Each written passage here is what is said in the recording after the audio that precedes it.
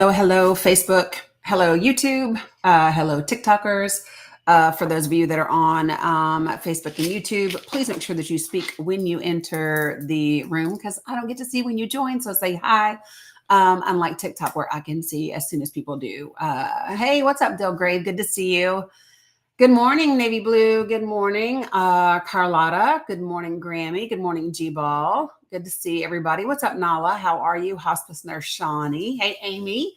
How are you? What's up, Win Dixie? Hey, Farah. Hello, Gusto. How are you? What's up, Allie Nicole? I think I said Win Dixie. What's up, MG Brock? Good to see everybody this morning. Hello, just here for the dad jokes. Hey, Deborah. Hey, Sherry. Hello, hello, hello, Peacekeeper. What's up, Brandy? Good to see you. Hey, Lisa. Nice to see you as well.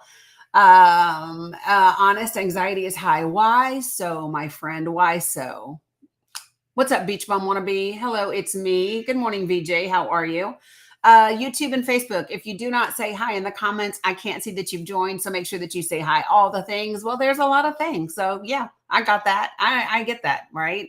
Definitely understandable. So I will share with you kind of some of the things that I've been doing lately to kind of level set. Good morning, Pin 1010. Good to see you over there in YouTube world. Hello, Queen, the New York Queen, the one New York Queen. Good morning, everyone.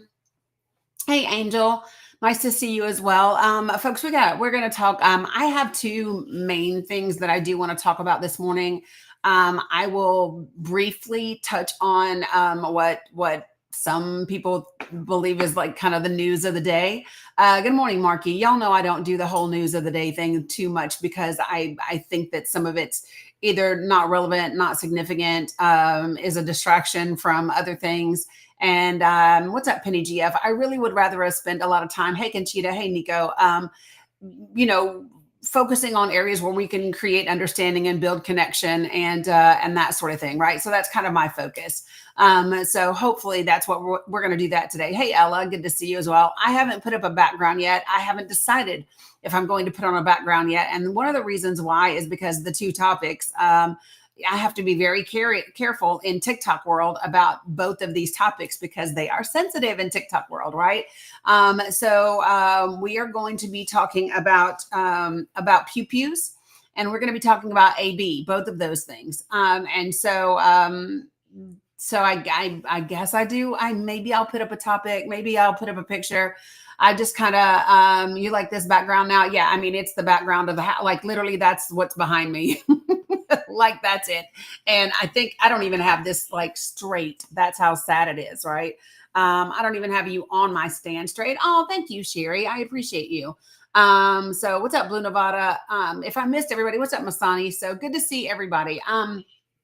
So if you're on TikTok and TikTok, blah, blah, blah, blah. If you are on YouTube and Facebook, you can see that the subject matter is we agree more than you think, right? Am I an Army girl? I am. This may surprise people, but I referenced this the other day. I had a gentleman on, Mark, who was on with me Saturday morning. I don't know if you were in here for that or not, but if you were, good morning, G-Ball. And so Mark was saying that, he believed that we needed to be about the business of what middle America wants. And he was talking about, like not the Democrats and not the Republicans, but what the majority want. And I said, what is it that you think the majority want? And he couldn't really articulate it to me.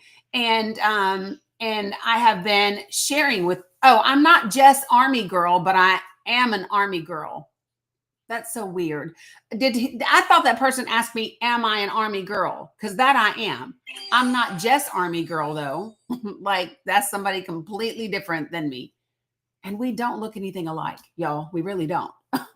What's up, Mary Shaw? Hey, Denise. Good to see you as well. So Mark was on with me on Saturday. Mark could not really articulate exactly what he thought middle America want. Right, no resemblance at all. Like, y'all, light skin is not related. It's just not. Hey, Aunt Tinker. Yeah, we don't look anything like at all. Just two light skinned former Army girls. That's it.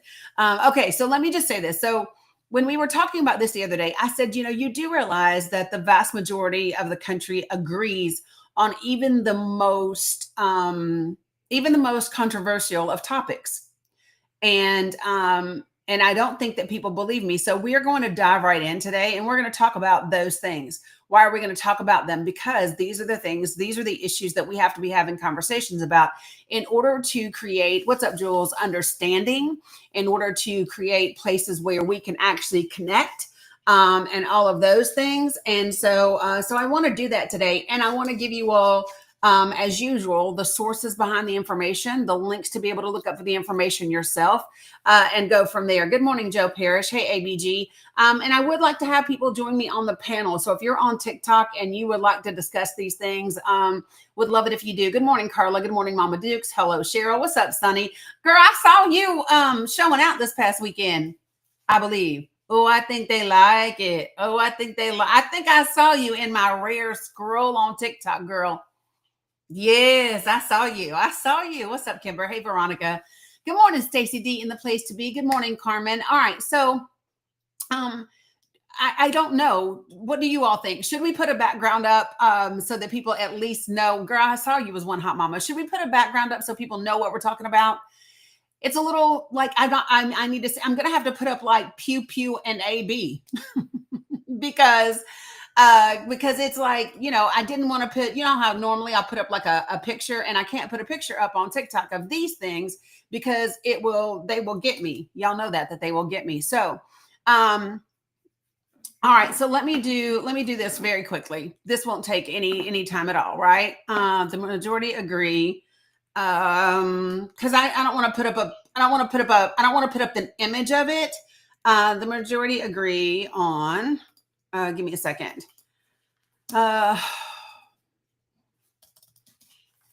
Discussing pew pews and AB. That's all I'm going to put. And that way people will get it, and will, I'm not even going to put this part. I'm just going to put this, and then people can get from it whatever they need to get from it. Right. Okay. So, YouTube and Facebook, y'all are probably like, why is this such a big deal? Because TikTok is a deal, and they don't play. TikTok does not play when it comes to the things that you say and cannot say and can get your tail in trouble for. So because of that, I'm very careful about the images and the things that I say and put up on TikTok. So I'm almost done. And then we can dive right on in and get to it. So here's what I would like to do first, because I know that if you're a follower of mine, if you're a subscriber of mine, you probably are a little more progressive in your views, right? You are probably a little bit more progressive. Oh, this is going to look like I'm going somewhere, but I'm not. One second. I'm going to get the photo for you guys. One sec. All right. So let me throw this thing up here. But for those of you all that are not, so let me ask you all this. Let me put this up here. Boom. There we go. Now the background is up. And it's just short and sweet and to the point, is it not? Good morning, Eli. Good to see you. Hey, Tracy. Hey, Alice. Good to see everybody. Should I do this for TikTok and YouTube? I mean, for Facebook and YouTube, maybe so. I'm just going to do it like this. And now I'm going to share it here, and we're all good to go now. Sorry, you guys. I'm just like kind of flying by the seat of my pants, trying to make things work. And, and it's a Monday, so it is what it is. I refuse to even go live until I took the time to cut my hair. I've been needing to cut my hair. Thanks, Eli. I appreciate it. All right, so let's talk about this. So not just that part of it, Stacey D, but about all of it, right? So, when I was live on Saturday, and I had the gentleman, Mark, hey, Susan, who was on with me, and he was talking about what middle America wants. Hey, good morning, Thomas. And hey, Pie Slice. Thanks, Kiki. Oh, thanks, Nico. I did this morning. Broke out the clippers and the scissors and did it up, right? Right. It tickles me too, Marky. It tickles me too. But anyway, okay, so let's do this. And just, okay, top of the morning, before we dive right in, top of the morning. Couple of major things. Yes, the big, beautiful bill, Good Morning Hiker Girl, made it out of the budget. It was a vote straight across party lines. There were 4 Republicans that just voted present. They refused to vote yes or no. And so my take on that is they did what they've been doing, right? Whenever they have dissension amongst the Republican Party, they do whatever they do, whether they are striking deals, whether they are making threats, whether they are whatever it is that they are doing that are making those people toe the line. They did that. So the bill has moved out of committee, and that sort of thing. And we will see what happens. They did say that there would be cuts and some changes to the bill. Part of that was around green energy and different things like that. But we'll just see. Here's my thing. It's in circle number 3 for me. I can't control it. I can't influence it right now in this moment. Now we can, when we get off of here, we can with our emails and our, yes, it's right here. Oh, yes. Hold on, y'all. She said, Tutu, will you please get me my juice, please? That was 2 pleases, y'all. So let me get this for the baby. Wait a minute. Hey, what'd you do with it? Did you drink it all? Yeah. Girl, I cannot with you. Hold on one second, y'all. Let me get this child juice. Okay, so, and I'm going to keep talking while I do this. So here's the thing. Yes, you can write emails, you can make phone calls, you can do all the things. Do I expect for that to get those folks to vote accordingly? I don't know. But what I would say to you is that if you live in a district where there's a Republican that voted yes for this bill, I do recommend calling, emailing, saying what you got to say. Hey, sissy, here, it's right here. You can't drink it on the couch. Here, take a drink, and then you have to put it up. Yeah, because you can't get it on my couch, love. All good? Good girl. All right, so, yeah, so I would definitely let them know that you would not want them. Y'all, is Donald Trump really calling for an investigation into Bruce Springsteen and Beyonce? Hold on a second, y'all. I just cannot. I'm sorry. I just can't. Beyonce, Bruce Springsteen, Oprah Winfrey. I'm so done with his ass. I'm not wasting my time. So listen. So when it comes to this big, beautiful bill, yes, you need to be raising holy hell, calling, emailing, doing all the things that you need to do. When it comes to, right, I can't, Sonny. When it comes to this budget, you and I both know we've covered it, and we will continue to cover that bill as it progresses and as they make changes to it. I'm not going to spend a ton of time on it right now because this isn't the final version. We won't know anything about it for a minute, and it's just what it is for right now, right? Well, Sammy J and Taylor Swift. Listen, he's just mad because Taylor has more power than he does. That's the only reason he's mad at Taylor Swift, is because she lives rent free in his head. She has more power she's more popular than he is. And so, yes, that is the challenge that he has. So, just kind of is what it is. Yeah, Mama Dukes, I'm not worried about that at all. All right. So when we talk about these things and we talk about, One New York Queen, it's a distraction. You know what? I don't even know. Sometimes I don't even know that things are intentional distractions. Sometimes I think what they are is just his ego. It's just what he cannot help himself but do. Hey, Mom with Goals. Hey, Morty. I just think that, his ego wants to be the biggest, the baddest, the best, the most popular, the greatest, it's the greatest that you've ever seen. And da, da, da, da, da, da. I don't even know that it's like, oh, this is going to be a distraction, because I think real distractions are some of the other things that we've seen. Right. But I think that this is just his ego. I really do think it's just his ego that is doing whatever it does. Right. And I will say this, right? When it comes to what's happening with Joe Biden and his health, I think that all anyone should be saying is that you send well wishes, that you send health and well-being, that you send your prayers, your thoughts, your good energy, whatever, and then go from there. Because at the end of the day, that is still a person, period. That is still a person. Hey, good morning, Tracy. Good to see you over there. All right, so here we go. So we're going to talk about two distinct topics right now. And on TikTok, I have to use TikTok friendly language. So we will be talking about pew pew safety. That's what we'll be talking about. And we will be talking about access to AB. And we will be talking about what the majority of the country actually thinks about these two subjects. Because I think a lot of times we hear all this rhetoric that we are so divided. And we really are not.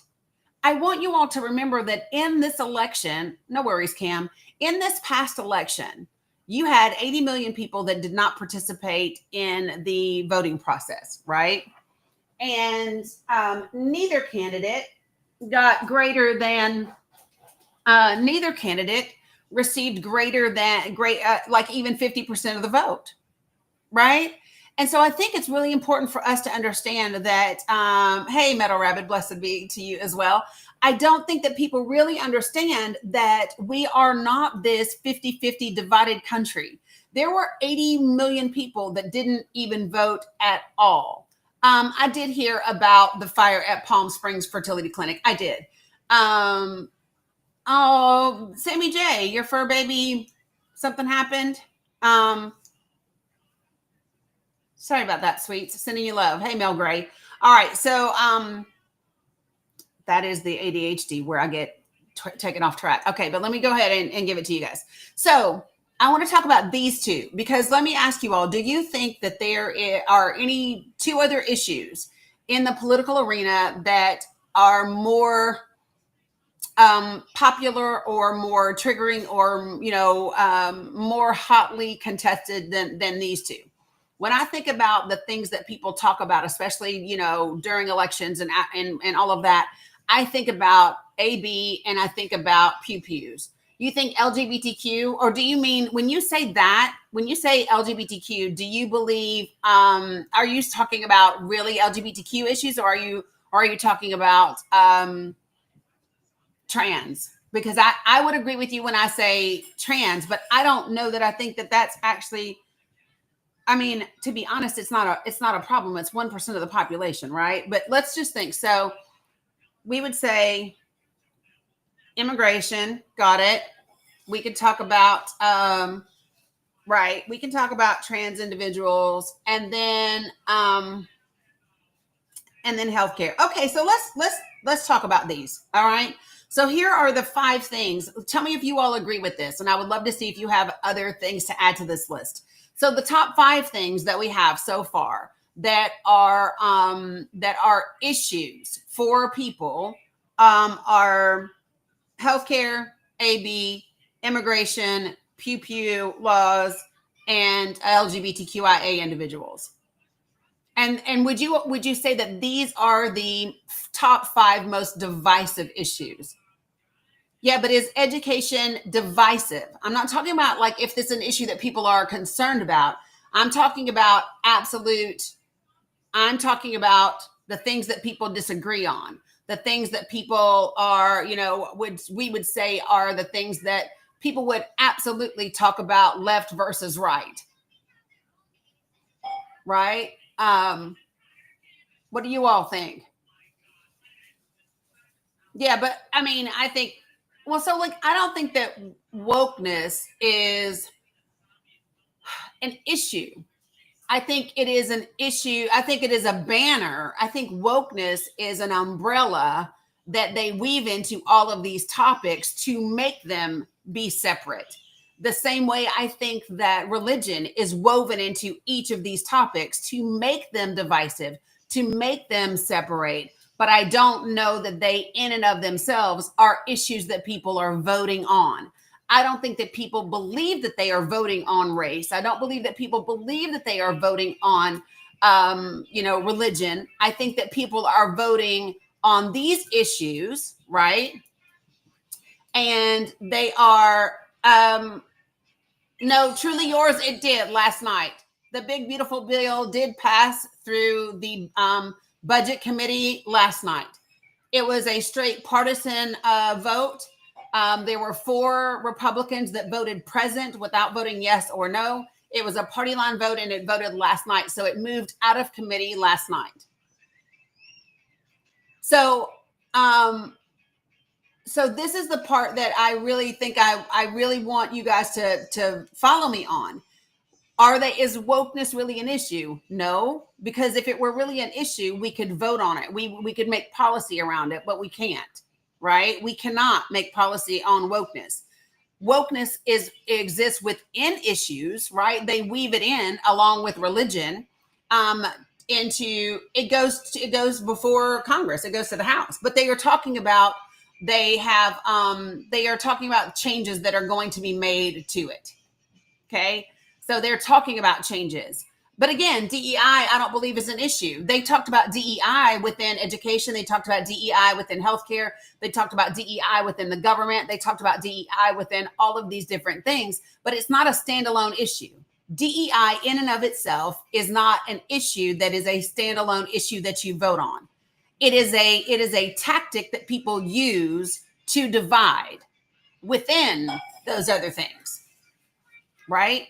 So again, when I'm talking about actual issues that people believe that they are voting on, and so I would say that those are definitely pews. I think that it is AB 100%. I think that it is immigration. I think that it is healthcare. And I don't think that trans is actually an issue. Right?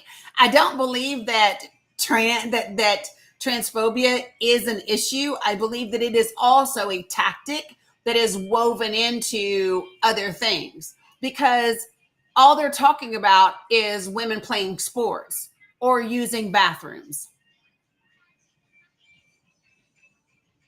Right? Yeah. So in what way, Black Muslim woman, in what way are trans people an actual issue? Like, what are you voting on with regard to trans people? Because like healthcare is an issue, right? I don't know what you're talking about. I don't know what you're talking about. Yeah, agreed, Tracy. So, yeah, I mean, it's not a thing that happens.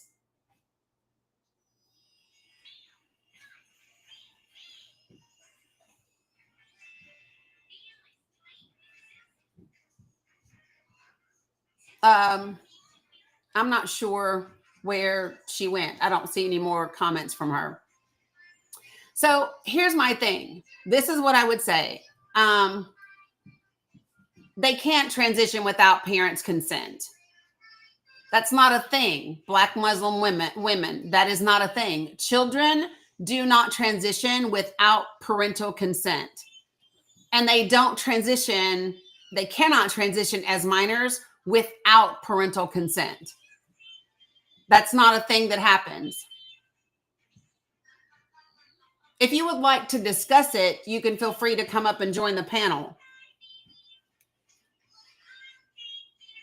So Renee, I have a cousin who has transitioned. I have a cousin who has fully transitioned. And he is living his best life. So again, this is why I say this is the thing. It does not happen. When children do not go to school and come home trans. It's not a thing that happens. It's not something that actually happens. Right, but I'm talking specifically, Renee, about I'm talking about specifically about the top in the country, right? I'm talking about those 5 things that we would say, exactly, Brett Cross. And that's the point, right? And so when I was talking to someone the other day about this, right? And they were talking about what middle America wants. And my thing is that the majority of America actually wants the same thing when it comes to these issues, right? The majority of the country does want the same things when it comes to pew pew laws, when it comes to AB, when it comes to education, when it comes to all of those things, right? Those are the things. But would you say, Metal Rabbit, would you say that Social Security is a divisive subject? Or do you think that Republicans and Democrats alike agree on preserving Social Security? You see what I'm saying? So, hey, Brett, good to see you. So, what we're talking about, so I had a guy that was on with me Saturday morning, right? And he was he was talking about how he thinks that, you know, the Democratic Party should get more in line with what middle America wants. And I said, what are you talking about? What is middle America? And he was like, well, not what the left wants and not what the right wants, but like what the majority of America wants. And I said, well, what do you think the majority of America wants?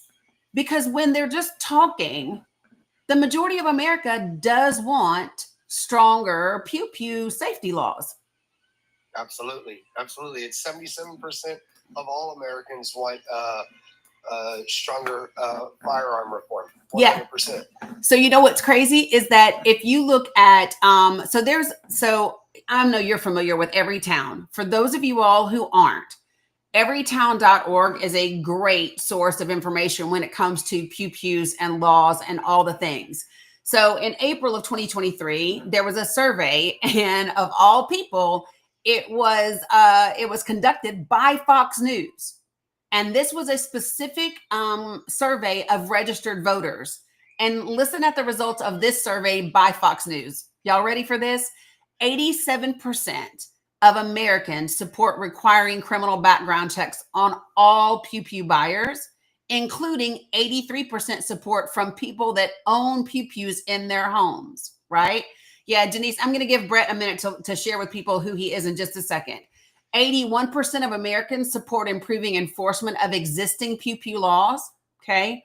81% of Americans support raising the legal age to buy a pew pew to 21, including 76% of the people who own them in their homes.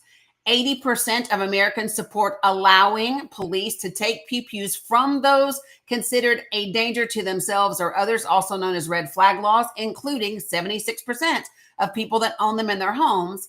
And 61% of the country supports banning assault pew pews and semi-automatic firearms, including 50% of the people who own them.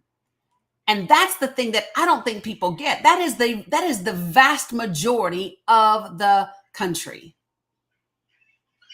Absolutely. And that's the crazy thing too, is because when we look at studies like this, we see that we are pretty much all in agreement, but it is the politicians that are in power that are funded by, you know, special interest lobbyists that continue to put profit over our children's lives. And you know, when I say our children, it isn't just the firearm violence as well. It is the, you know, children that I'm trying to put this TikTok appropriately, you know, our children are at risk because of lack of health care, a lack of food, health care, food, everything, right? So the vast majority of us agree, but it's just these politicians that are funded and put profit over our children. It is crazy. I agree. So I have never been on one of your lives, but my subscribers have told me about you. I also have over here on this side, I have YouTube and Facebook going as well. So for the folks who aren't aware of who you are and your background, you want to take a couple of minutes and just share with folks?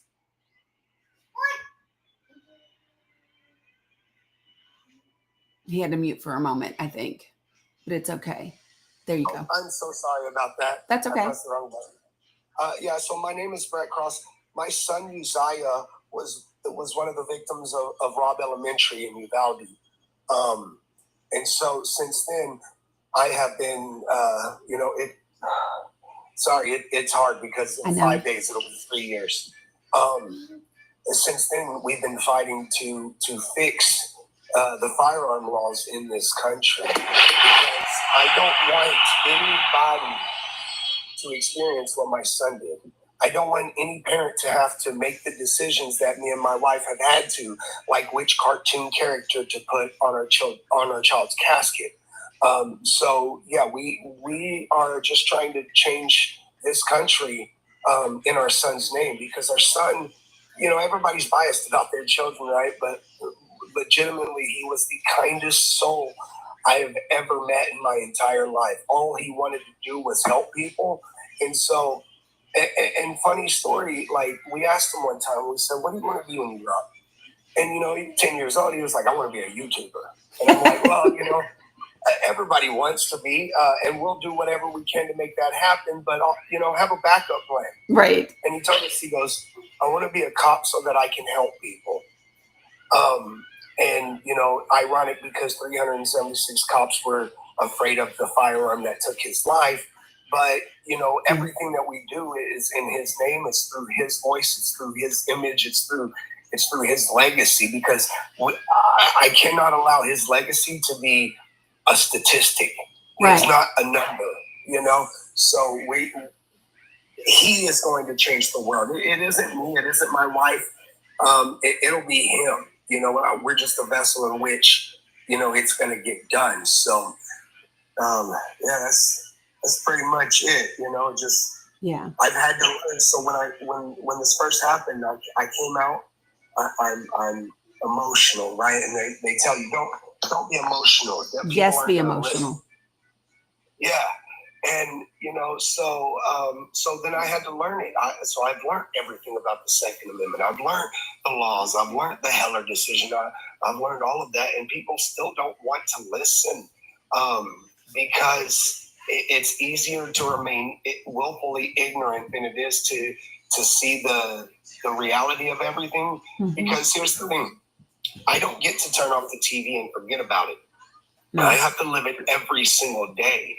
And people will tell me all the time, "Well, you're just trying to make people uncomfortable." Absolutely. Yeah, be uncomfortable. Exactly, because when you're uncomfortable, that's when change happens. Yes. 100%. And that's the crazy thing too, because if you look at any sort of group that is marginalized or oppressed or anything like that, firearm violence is a part of that.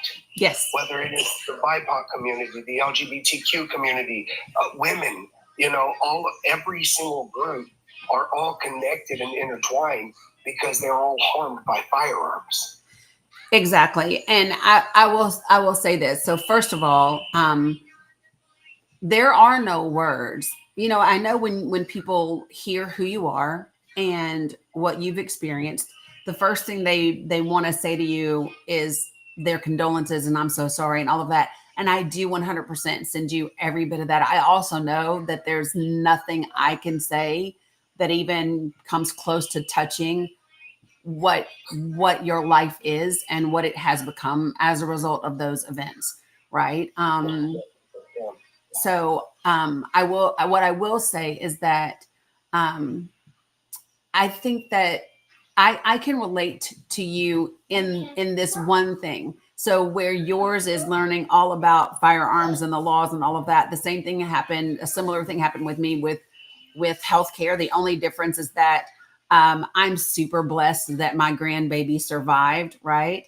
But it is difficult to get people to get over their bias and get them to challenge what they've always thought or what they think defines them, right? And I think that's some of the biggest things. So I'm from the South. I have 3 grandbabies. They are my grandson's 11. My first granddaughter, the Miracle, is 7. And then this one that you hear in the background is my 4-year-old grandniece and granddaughter as well. And do you know that in order for me to go on a field trip with them, guess what I have to have done, Brett? Background check? Yes. Their school requires a background check for me to go on a field trip with my grandchildren. Folks, if we are willing to do background checks to go on field trips, it should not be a thing that we're even having a discussion around background checks for a firearm. Absolutely, absolutely, and that's the, like, like we spoke about earlier. We as a country, we pretty much all agree, because there are four main things, right? An assault weapon ban, universal background checks, red flag laws, and safe storage laws. All four of those implemented would would drastically bring that number down. And it's funny because I go live most nights and everything, and I have conversations, and arguments and all of that. And what's funny to me is that the only people that actively, try to argue against it are the ones that would not be law-abiding citizens if those things were implemented. Right. Because every single one of those things implemented, I could still go out and purchase one. Yes. 100%. And so that's the thing. If I am able to just save one child's life, then everything is worth it. Everything. Yeah. And I think that that's the place where, and this is what people you have to ask yourselves, why are you so adamant about your position? Right? I know why I'm so adamant about the work that I do. I know why I'm so adamant about the things that I say, why I'm willing to spend the time that I'm willing to spend. It is because it is for the betterment of people. It is to help people. It is to save lives. It is to improve the world in which we live. It is so that when I leave, my grandbabies have a better world to grow up in than I did, right? And for anybody that's arguing against those things, you got to ask yourself, what is going on with you? Like, what are you missing? Sometimes I'll get frustrated and I'll just say, who hurt you? Exactly. Who hurt you? And why have you not gone to therapy yet? Because like, that's where most of this comes from. People being hurt. So I'm going to utilize a little bit of because like healthcare specifically when it comes to COPAs, that's my jam. If you were to ask me a bunch of that stuff, I could share it with you. I am not as well versed in terms of the laws. I know enough, right? But I definitely don't have the knowledge that you have. So when you say you learned the Heller Law and you learned different things like that, can you share with people a little bit about, because I think some people don't realize we had a ban on assault pew-pews. We had one. It just expired. Yes, ma'am. Yeah, so we had one in 1994. From 1994 to 2004, we had an assault weapons ban. And during that time, we saw a decrease of 70% in mass unaliving events. 70%. That is not a small number. No. And the problem is that we let the bill sunset in 2004. And as soon as that did, we saw an uptick of over 180%. And it's frustrating because, and here's the thing, right? When we talk about, firearm laws and everything like that, we always blame like the right will always blame the Democrats for firearm laws, except firearm laws only get passed when Republicans set them up.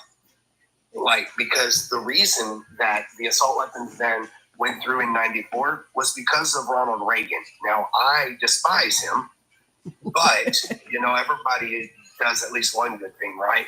Yeah. And so with that, he was the leading force behind that, along with the Brady Hain firearm bill as well in 94.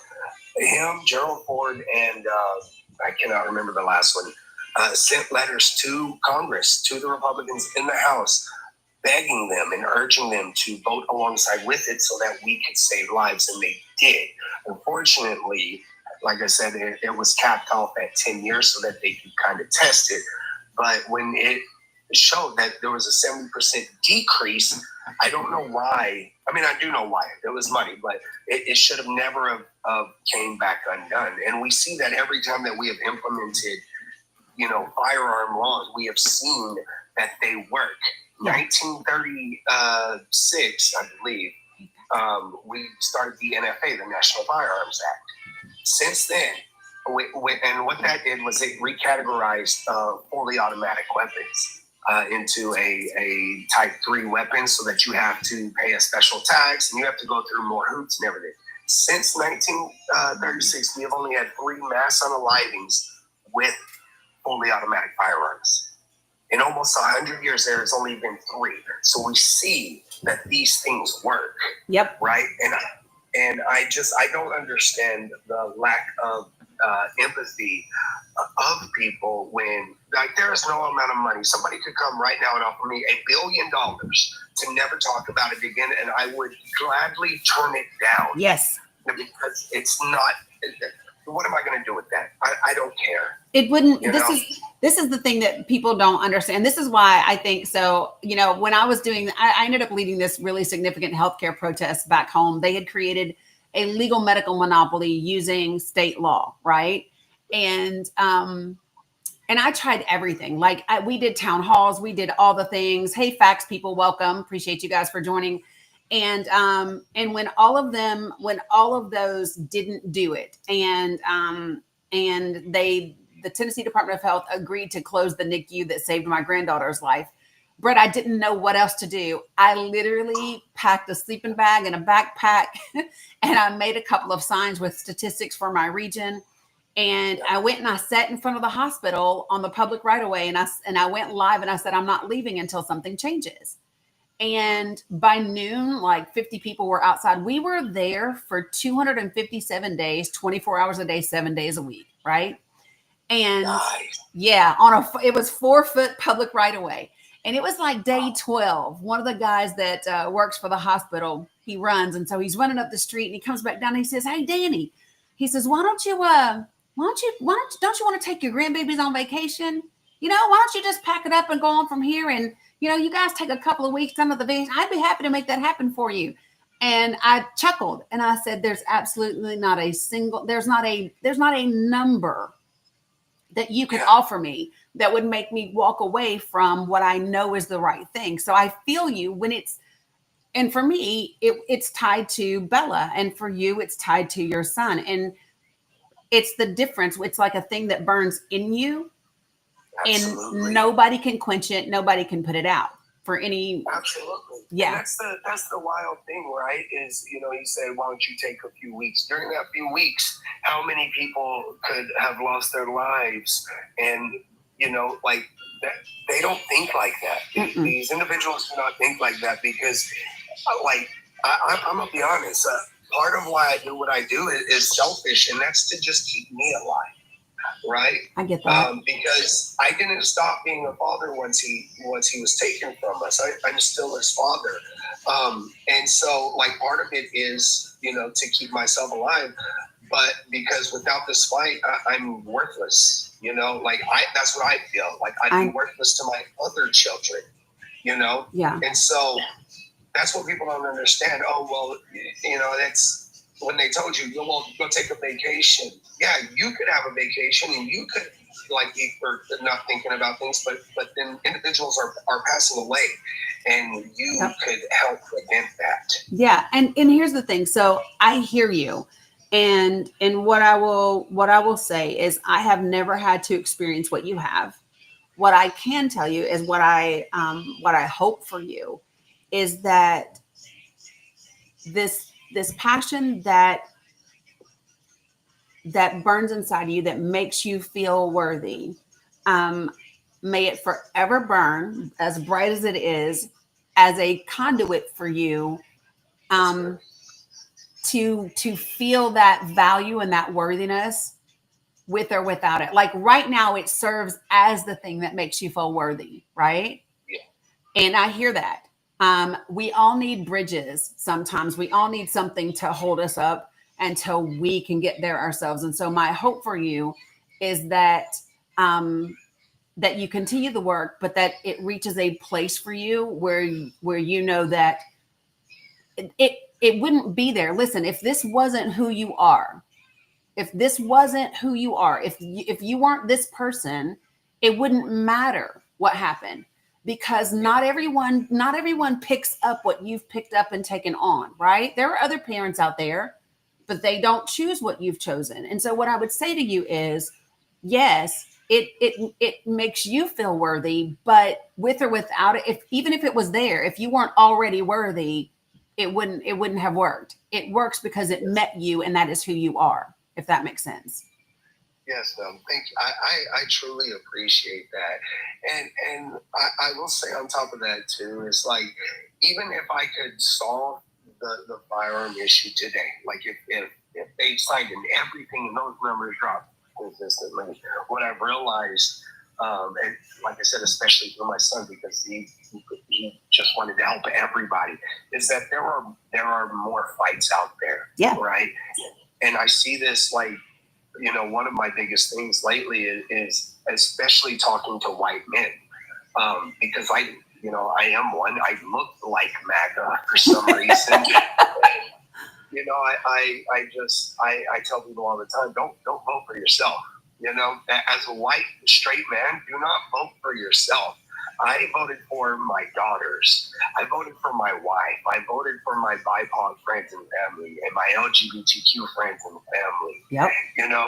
We have to think about everyone else. And I think that is a problem that most people fall into, is that they only think about themselves. But we cannot all rise together as a society or as a people as a whole, unless we're all rising until all oppression is stopped. No matter what group is being oppressed, we are only as good as those that are less fortunate as all of us. I say the same thing. So this is the thing, right? What I say is the level of rights that we have, the level of protections that we have is only equivalent to the least of us. So think whoever has the least amount of say, the least amount of rights, the least amount of progress, that's all that we have, right? And I think that's the thing that people really have to, when you get on that level, then you understand that we are all connected together. Absolutely, every single one of us. And so that's how it works. I'll share with this. So you may not know this about me. I'm an Army veteran, come from a long line of military people. My daddy served, my mom served, my brother served, I served, right?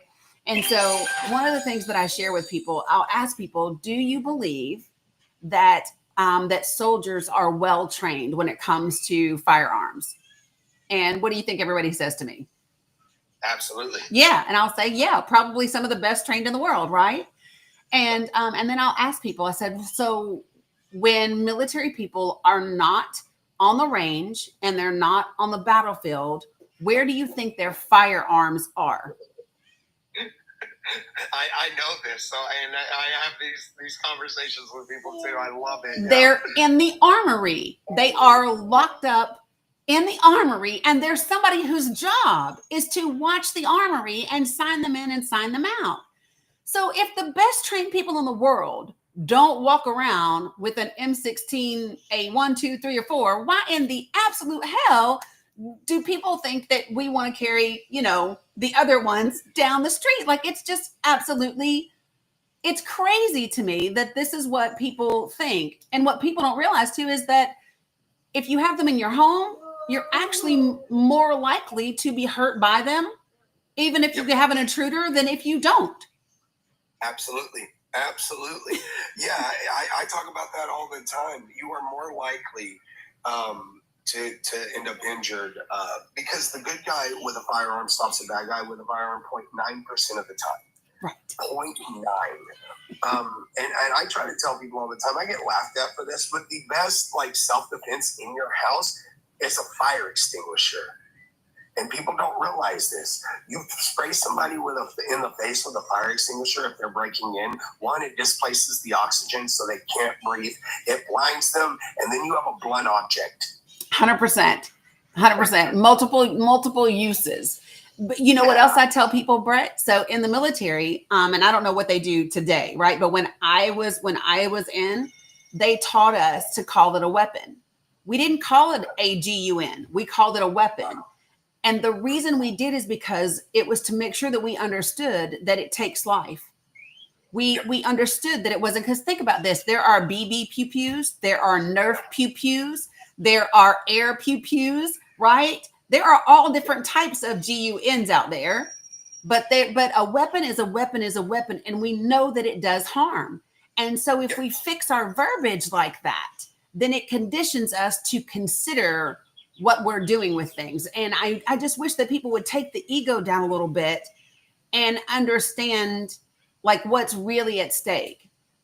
I don't know how old you are, but I'm on the other side of the half century mark, right? By a couple. I'm 34.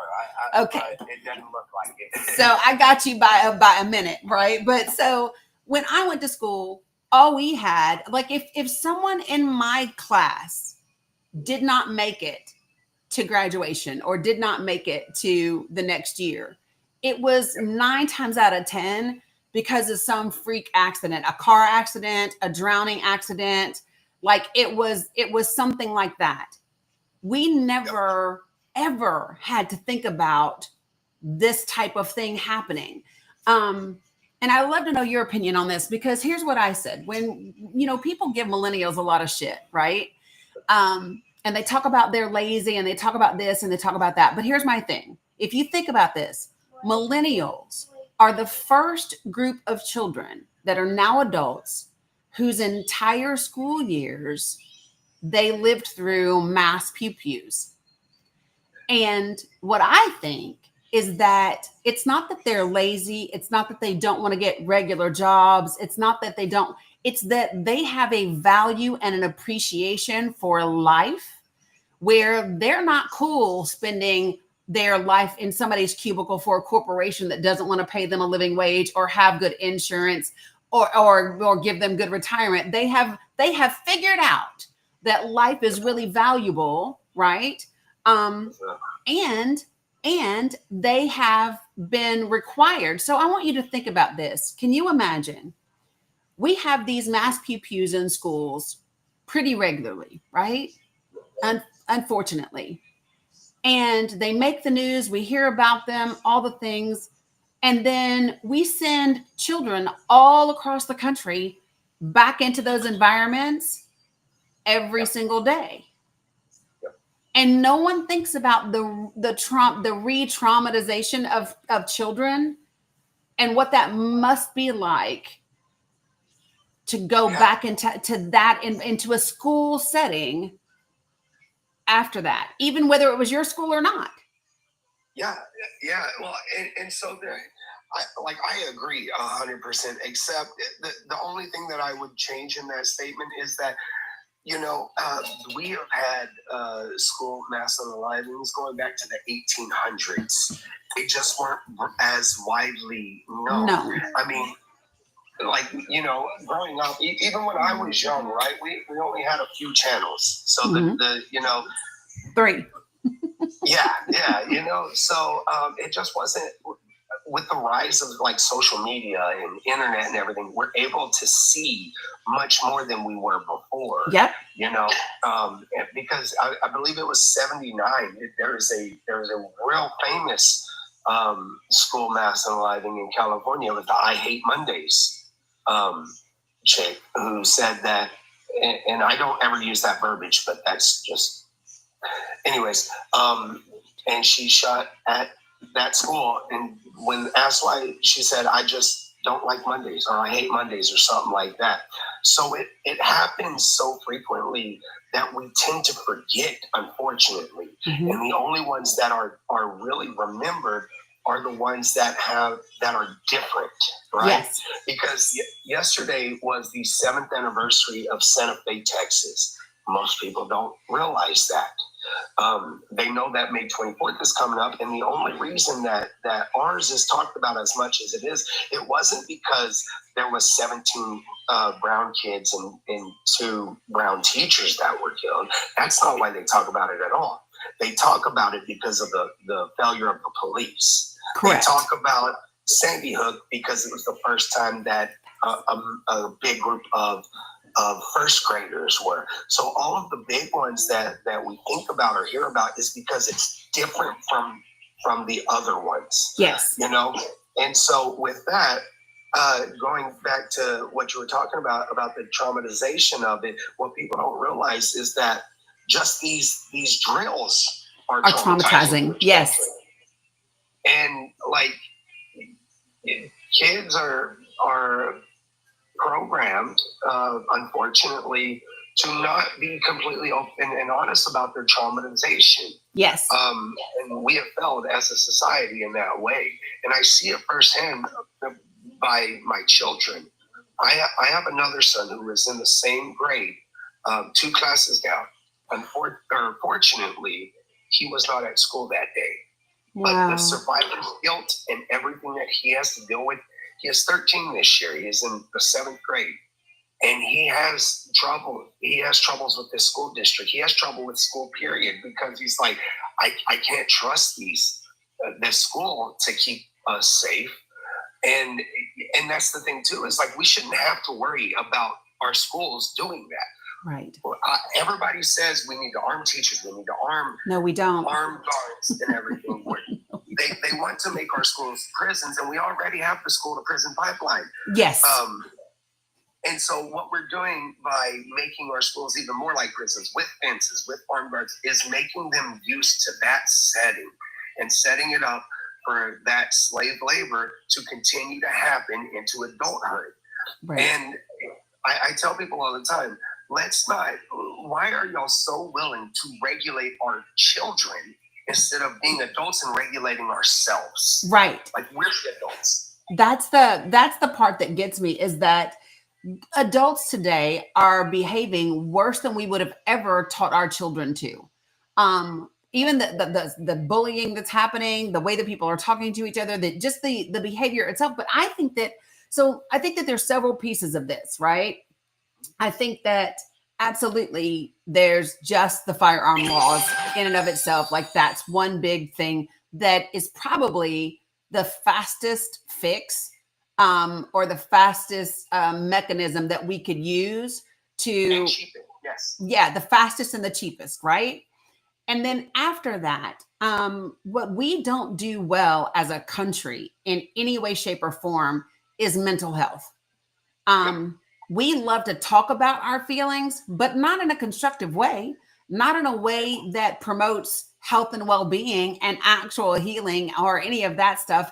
And that also is worse in certain communities, right? So, when I think about, and to your point, when you said children are conditioned not to talk about their trauma, I don't even know if they know that they are being traumatized. Like, you ever grow up in an abusive environment and it's all you know? You know what I mean? Like, you don't have a frame of reference for anything else. And so that's the thing with our kids. I don't think they even realize that there are places on the planet where children do not endure what they are enduring, and all for corporate greed. Absolutely. And so it's crazy, because if you look back from 2009 to 2019, they did a study, and it showed that the United States had 238 mass unalivings at schools. 238. And when it's considered mass, it is considered 3 or more people that pass. 238. Second place was Mexico. They had 8. We had 230 more. We have more than every other country on this planet combined. And exactly. And to your point, 100%. Like, if we were to implement firearm laws, that would drop the number so much. But it also doesn't get to the complete root of it. So yes, we need to be able to have health care for children, mental health care for children, societal stability. Yes. Because the one talking point that the right always likes to talk about is urban communities and the violence that happens there.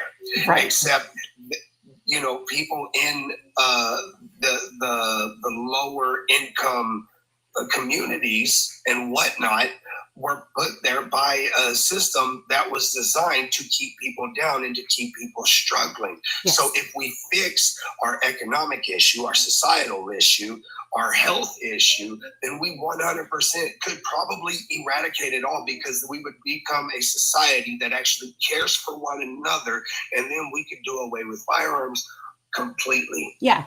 It's like this. Okay. So, so many of the things that we struggle with, as a society, everything from, violence to crime, violent crime, right? To robbery, to all the things. If you get to the root of those things, the majority of the time they are driven from poverty. They are driven from not having it and then not knowing, not all the time, but the majority, right?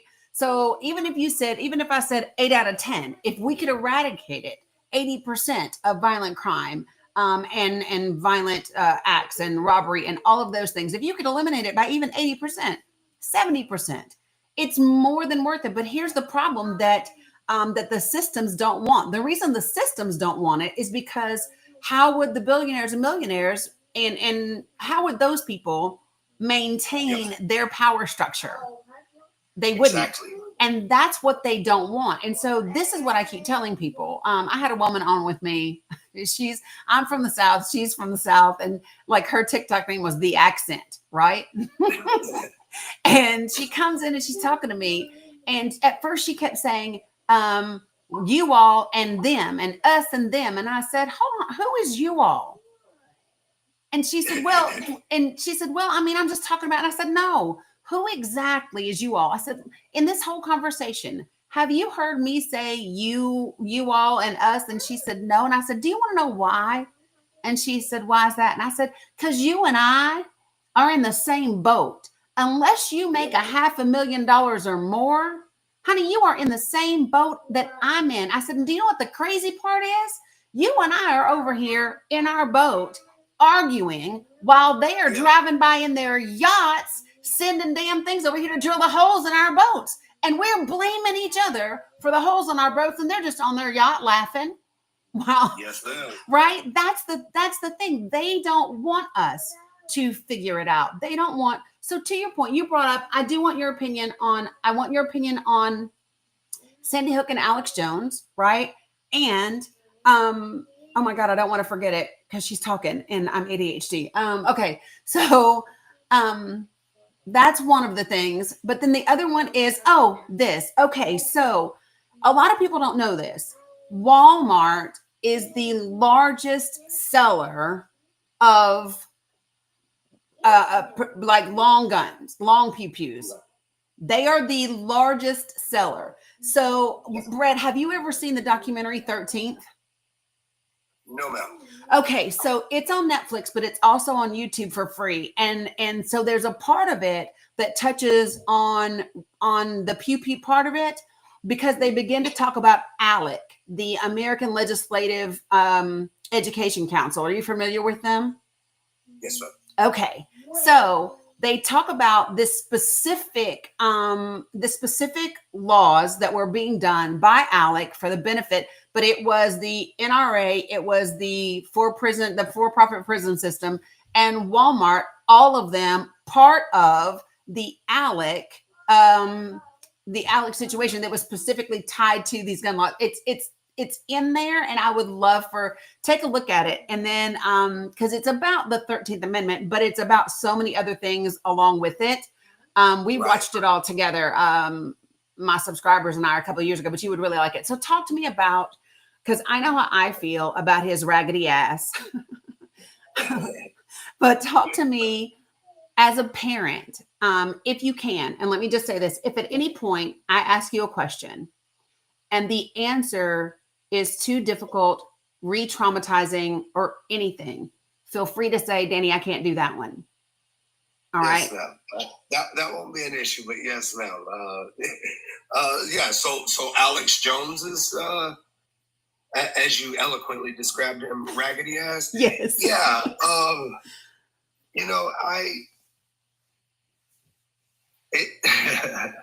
I gotta watch my mouth. No, you don't. I say it all. The thing with him is that he knows what he's doing, right? He is not stupid. He is not dumb. Alex Jones is an intelligent person, and he knew what he was doing. And when I say that, I'm not trying to cast him in a good light at all, because he's despicable. But to amass the following that he has, and to amass the people believing the stuff that he says, you have to be intelligent. Yeah. And so the problem is that he knows that he's wrong.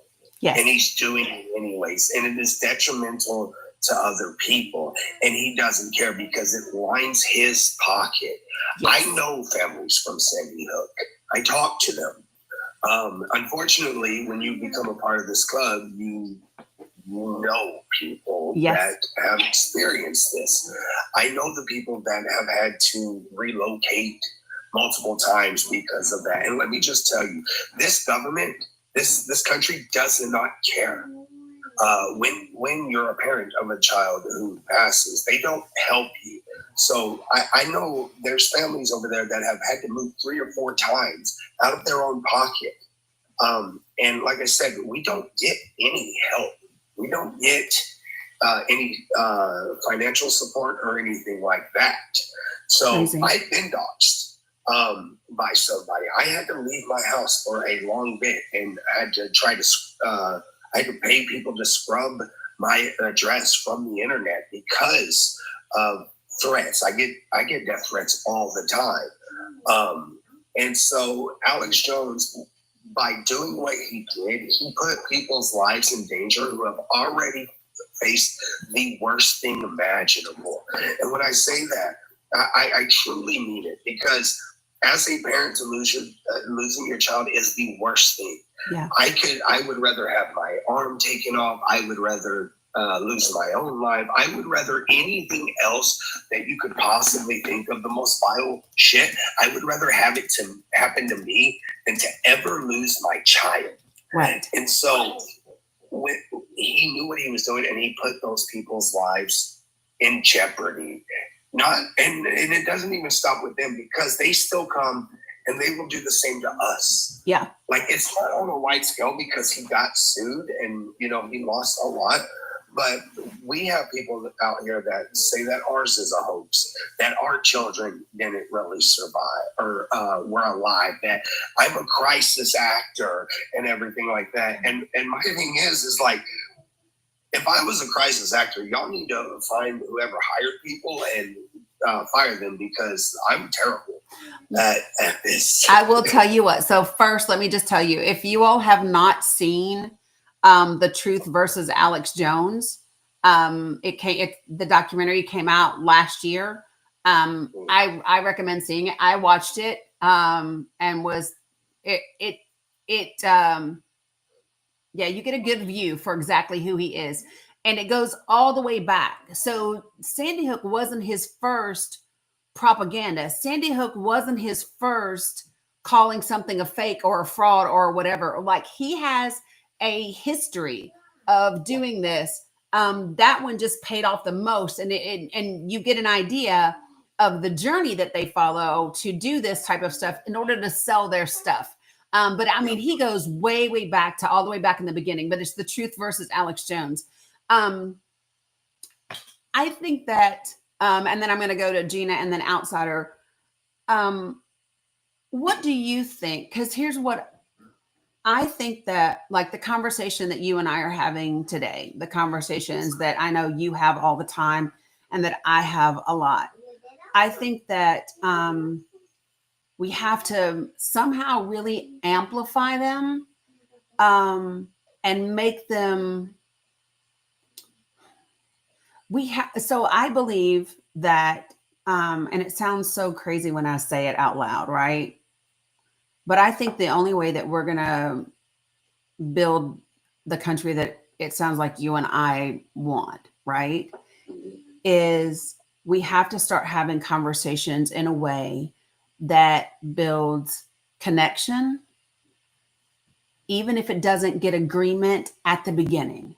Like, if we have to start having conversations in a place that allows people to meet us and we meet them, like somewhere in the middle, so that we can open that door. What we are lacking, what I think we're all lacking due to trauma, due to the internet and social media and all the things, I think we are the least connected we have probably ever been as people. Absolutely. And, there will be some people that just don't want to have that conversation, have a conversation in good faith. And so what I try to do is, because like I mean, like I do this all the time. The good conversations, they don't catch like viewers and everything. People get bored of them, which is really unfortunate because those are my favorite ones. People want to hear the dog walking. People want to hear the witty retorts and everything like that. So what I try to do is, even when I'm doing that aspect of it, where it's just somebody that's just completely unreasonable, because I'll ask them if the Second Amendment is worth more than their child's life. And people will say yes, that it is, which is completely crazy to me. But what I try to do is I try to speak to the masses. So if I'm having a conversation with an individual up on my panel, I'm talking to them, but I'm talking to everybody else so that everybody else can actually see. And so, like I said, as somebody that I don't like to consider myself a content creator. I just chose a different avenue to talk to people. And so with that, like, you have to levy between the really good conversations, which are my favorite, versus the entertaining ones, quote unquote. But at the end of the day, I am talking to, like, me and you are having this conversation right now, but you and I, more so than me and you talking to each other, we're talking to the 400 people that are listening instead of just me and you. Do you see my subscribers? They're going twinning. So here's the thing. I've never been in your lives. You've never even been on my For You page. But you and I are the same. So this is what I tell people all the time, because sometimes I'll have people on here that are being difficult or aren't getting it, and people in the comments will be like, oh, just get them, just kick them, just boot them, and I'll say, guys, here's what you all don't understand. I'm not just talking to the person on the panel. I'm talking to the other 400 and some odd people that are on the live, because some of them think like that, and the information needs to get out. And so sometimes they're just being obtuse, but I'm using that. I'm using that as a reason to get the information out. The other thing that I say, it's so crazy, is I say, I'm not a content creator. I don't create content. I talk about the real things that are happening in this world, and I provide accurate information that is fact-based for people. And then I share with people what I think and what I've seen. Oh, you want to pick your own? Are the most valuable ways to view that information. It's so crazy. I hear you. Somebody in the comments was like, did y'all just become friends? Because we are exactly the same. And I will offer this to you. So I do have a podcast that I started back in January, reached 10,000 downloads in 5 months, which I'm excited about. Orange. Yeah, I'm excited. But I would love to have you. I'd love to set up a Zoom with you and do a session for the podcast and be able to share it. Absolutely. And then back to just that one little thing. What people don't understand is, like, when we're saying that we're talking to the 400 plus people, there are 413 right here. We have a percentage of that maybe typing right now. A lot of people just listen.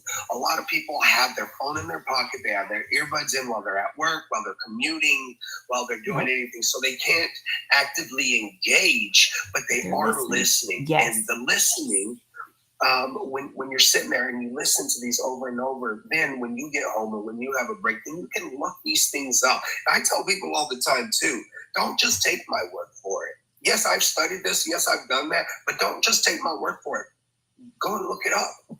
So look it up. If you've never seen it, so if you go to my profile, I have probably one of the most extensive link trees on anywhere. And everything that I talk to people about, I put the links in. So like when I get off this live, I will put all of the links that we're talking about in terms of like the studies and the polls and all the things, all of that I'll put it there. And so people go and look at it. I will say this for the person in the comments who is saying, look up the Federalist Society. I will tell you this. I am well versed in this Federalist Society. I know exactly who they are. I know all about Leonard Leo. I know all about the Supreme Court picks and all of that. It's just not the subject of today's live, but we have absolutely talked about it before, and we will continue to talk about it. But Gump said my link tree is the largest one you've ever seen. Yeah, there's a lot in there. No, But and that's the thing, right? Is I don't think that people understand that. And when I say people, I mean as a whole, is that you're educating. yes, You know, you're not up here like this is why I don't think that we call ourselves content creators, because it's not about us. It's Nope. not about you. Nope. It's not about me. It's about Uzziah. It's about all the other children. It's about your grandbaby. It's about everybody that you stand up and fight for. You know, so it is all about educating. And as somebody that educates, you know, you don't want people to just blindly follow you. That's how we got into the situation that we're in right now. People blindly following shit, you know. So educate yourself, learn. And if I say something wrong, I am man enough to be like, if you show me where I'm wrong, I will admit it, because I think that as adults, we have a problem with not admitting when I may have gotten some bad information, you know? Yeah. I try to double and triple check, but you know, this is why I always put out stuff too. Like you just said, and two quick things real quick, because I do got to get off here in a minute. I want to say, I have a nonprofit. It's called Rise for You. Okay. And you can we put out a documentary. And what it is it's the body cam footage of the officers from that day, all compiled together. So you know, you get bits and pieces when you watch the news, and you know this has been all over national news and international news. You get bits and pieces. You don't get to see it. We compiled it all together, so you get to see it in real time as it happened, what they were doing, 3-4 different cameras all at once. I will say this: it is a hard watch. I've watched it twice. Panic attack both times. And I want to say this: the how I feel in it is, you ever watch like a thriller movie and you know what's going to happen, but you're in your brain, you're like, no, don't do that. Like, like change it and everything. That's how I feel during it. It's hard to watch. It's over 77 minutes long. It was 77 minutes, the amount of time that the shooter was in there before he was stopped, but it covers before and after that. And we did that because I wanted to educate people, you know, and I want people to see that 376 officers were scared of that weapon. It's a problem, you know. It is. And then I forgot the second thing I was going to say. It's Rise for You. Rise, the number 4 and the letter U. And .net. .net, yes, ma'am. And the U is for Uzziah, and it's for you.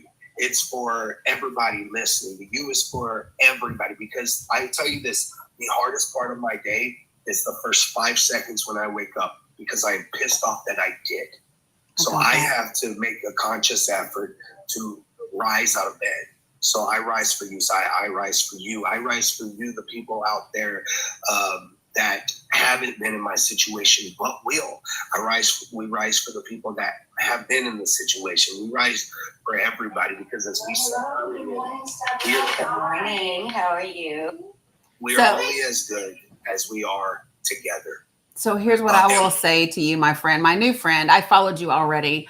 I definitely will send you a message about linking up for the podcast. But here's the thing. I cannot wait for the day when I get to hear you tell that same snippet that you just did. And then you say, you know, there was a time in this journey where I opened my eyes, and the first 5 seconds, I hated the fact that I had. And so I was rising for you. And that has now transcended, right? So I can't wait for the day that you actually rise for you, along with all the other things, right? So I'm just saying to you, as what I know in my heart of hearts to be a kindred spirit, is that any way that I can participate or help or share or whatever. So I can just tell my subscribers, we do hard things. We do hard things because we know that hard things that make us uncomfortable are where we grow. So subscribers, we will be watching riseforyou.net. We will be watching it on YouTube all together. I'll put it on the calendar. And we'll do that. We watch documentaries together. We do book reviews together. We do all of those things. So that will be on our list to do next. Yeah, you want some more? Absolutely, and let me know, and I will join as well, and we can talk about it afterwards too. Yeah, let's do that. And then last thing, and thank you so much for allowing me this time to talk. Of course. Because like I say, everything is about having Uzziah's name is going to be in the history books. I don't want Trump's name. I want Uzziah's name in the history books. He's going to be the change. Yeah. But I want to speak directly to the men. Guys, get mental health help. Go get your bag. Talk to therapists. Get help. Men, we are when you look at violence of any kind, it is perpetrated most by men. Yeah. We're the problem. And we cannot protect our families. We cannot protect other people if we do not protect ourselves as well. You know the saying that you can't love others until you love yourself. We have to learn to love ourselves and become less like our parents and our grandparents, and we have to become the people in our lives that are actually protectors. Protecting isn't just about being this big, bad, strong, manly man and everything. It is about protecting peace of mind. It's about protecting society. Men, do your fucking job. Be better. Yeah. Get help. That's for absolutely everyone to remember. And I will tell you, I'll tell you this, I'll leave you with this because I know you got to run, but we will absolutely make this happen. So a very wise woman shared this with me. And as someone who is like you, that is an advocate that pours from their cup all the time.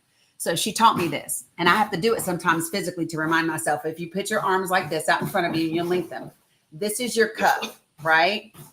Service to others should only come from your overflow. So if your cup is not full, you have no business giving. Because if you give from a cup, or you allow someone to take from a cup that is almost empty, they don't know it. You make a thief out of them, and they don't know it because they don't know you don't have it to give, right? And then you kind of resent. So just remember, I don't know how you do it. I can't fathom, but I would say to you, whatever you do to refill your cup, I hope that you have plenty of that on a regular basis. Yes, ma'am. And it's honestly, it's interactions like these. It's conversations like these. It's the sitting down and realizing, because it truly does feel like it's us against the world, you know. But there are so many people, like, you know, when you were going through those numbers and everything, I know the numbers, but when I get to actually see the numbers, like when I get to see the people that actually agree and want to help and change and everything like that. But whenever somebody says Uzziah's name, that is what fills my cup back up, because at the end of the day, I don't do this. I do this for Uzziah, Right. you know? That's it. I do this so that another parent doesn't have to pick out which character goes on their casket, the child's casket. And every day that a life is saved, it helps replenish that. 100%. So thank you so much. I really do appreciate it. I've watched you for a while. Really? Yes, ma'am. Yes, ma'am. Absolutely. I had no idea. So, but I do appreciate you. You're welcome back anytime. I definitely will message you. We'll hook the podcast up. The documentary is on YouTube, Nat. It is on YouTube under the name We Rise for You. Is the name of the channel, and the video is called Unimaginable. Because it is unimaginable. Yeah. I appreciate you. You're welcome back anytime. You guys, thank you for gifting Brett while he was up here. I appreciate that. Make sure that you follow him. For those of you all who came in late and you do not know, this is Brett Cross. He is the father of Uzziah, who was one of the children that we lost in Uvalde 3 years ago in 5 days, right? So he shared a lot with us today. So we appreciate you. Welcome back anytime, my friend. Thank you so much. Y'all have a good day. Appreciate you. All right. All right. Hoo-wee. You know, It's just me, and I'm super quick.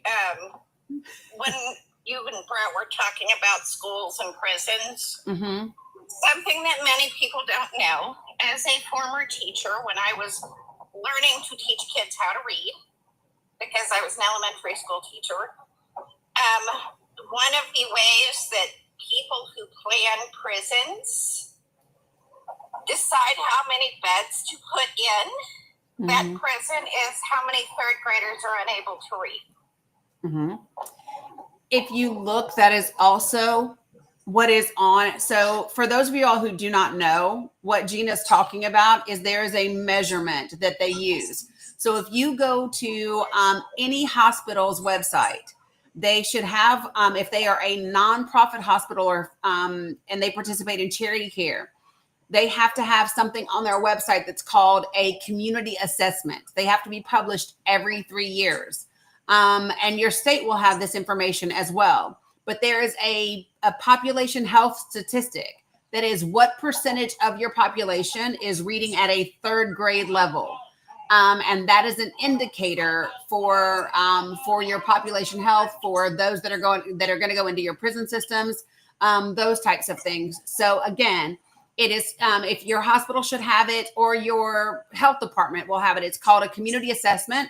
It's usually put up by your county, but you can look it up and find those statistics, and you'll see what percentage of your population reads at a third grade level or not. Yep. That was all I was, that hit me when you guys were talking, and I remembered that, and I was like, ooh. Yep, it's a real thing. So for people who do not think that it's a real thing, the school to prison pipeline is real.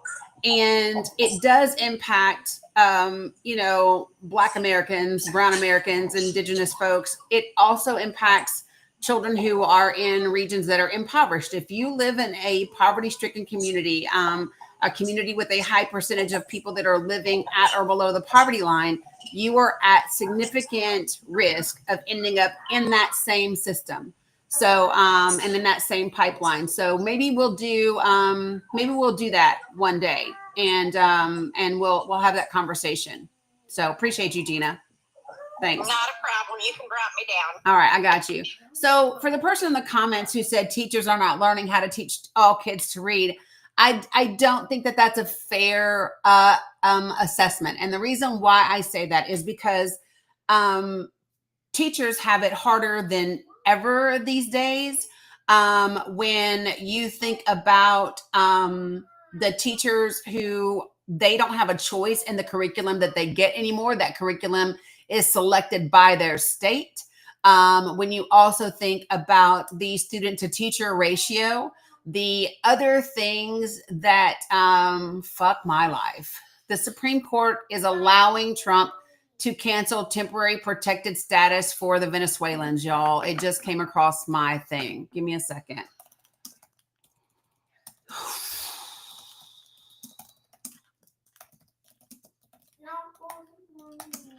Sorry, guys. This one just came across.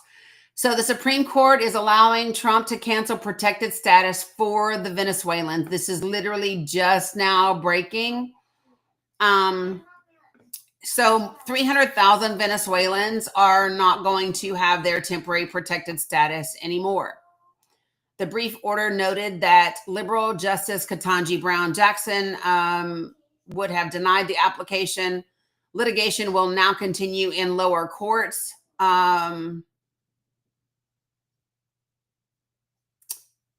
So the High Court granted an emergency application that was filed by the Trump administration, meaning that officials can move forward with reversing a decision made at the tail end of the Biden administration to extend protections for more than 300 Venezuelans that are under the temporary protected status program.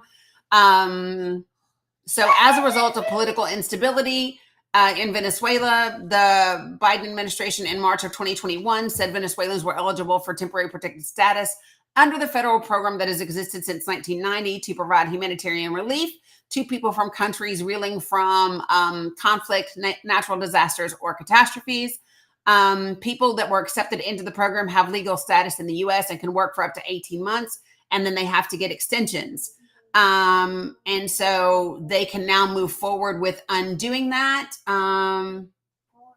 So Solicitor General D. John Sauer wrote in the administration's emergency application that the courts could not review Noem's decision.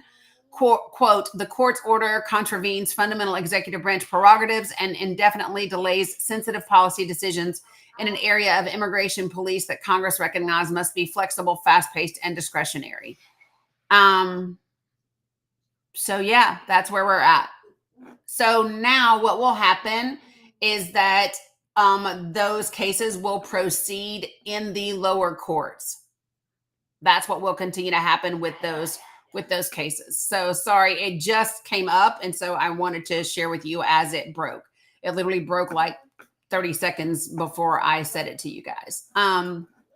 So yeah, so that's a thing. Now, remember, here's what I want you to do immediately is put that news in a bucket. All right. So the way that we handle information around here, folks, is we look at circle 1, circle 2, and circle 3. It affects anybody that has temporary protected status, Junie. Any Venezuelan that has temporary protected status, that's who it impacts. And so here's my thing. There's absolutely the Supreme Court decisions fall into bucket number 3. There's not a thing that we can do about that Supreme Court decision. Nothing. So think about what are the things that you can do with regards to this, right? So remember, circle number 1 are the things that you can control. If you can control it, right, you need to focus on it. Circle number 2 is your circle of influence, right? So 80%, if not 90% of your time and energy should be going into circles 1 and 2, the things that you control and the things that you can influence. The rest of that, things that you can't control, things that you can't influence, is a solid circle number 3. Gotcha. And that should be 10% of your time and energy. So just a reminder for you folks. Okay. All right. So I'm going to bring up some other folks that are requesting. I want you to put yourself on mute until I get to you. And Outsider, good morning, good afternoon now. And what you got for me? Good afternoon, Danny.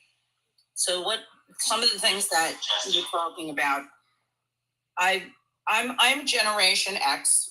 I'm raising, I don't think we ever stopped, a millennial and a Generation Z. All right. Mm-hmm. And both of those girls have very different outlooks of the world, right?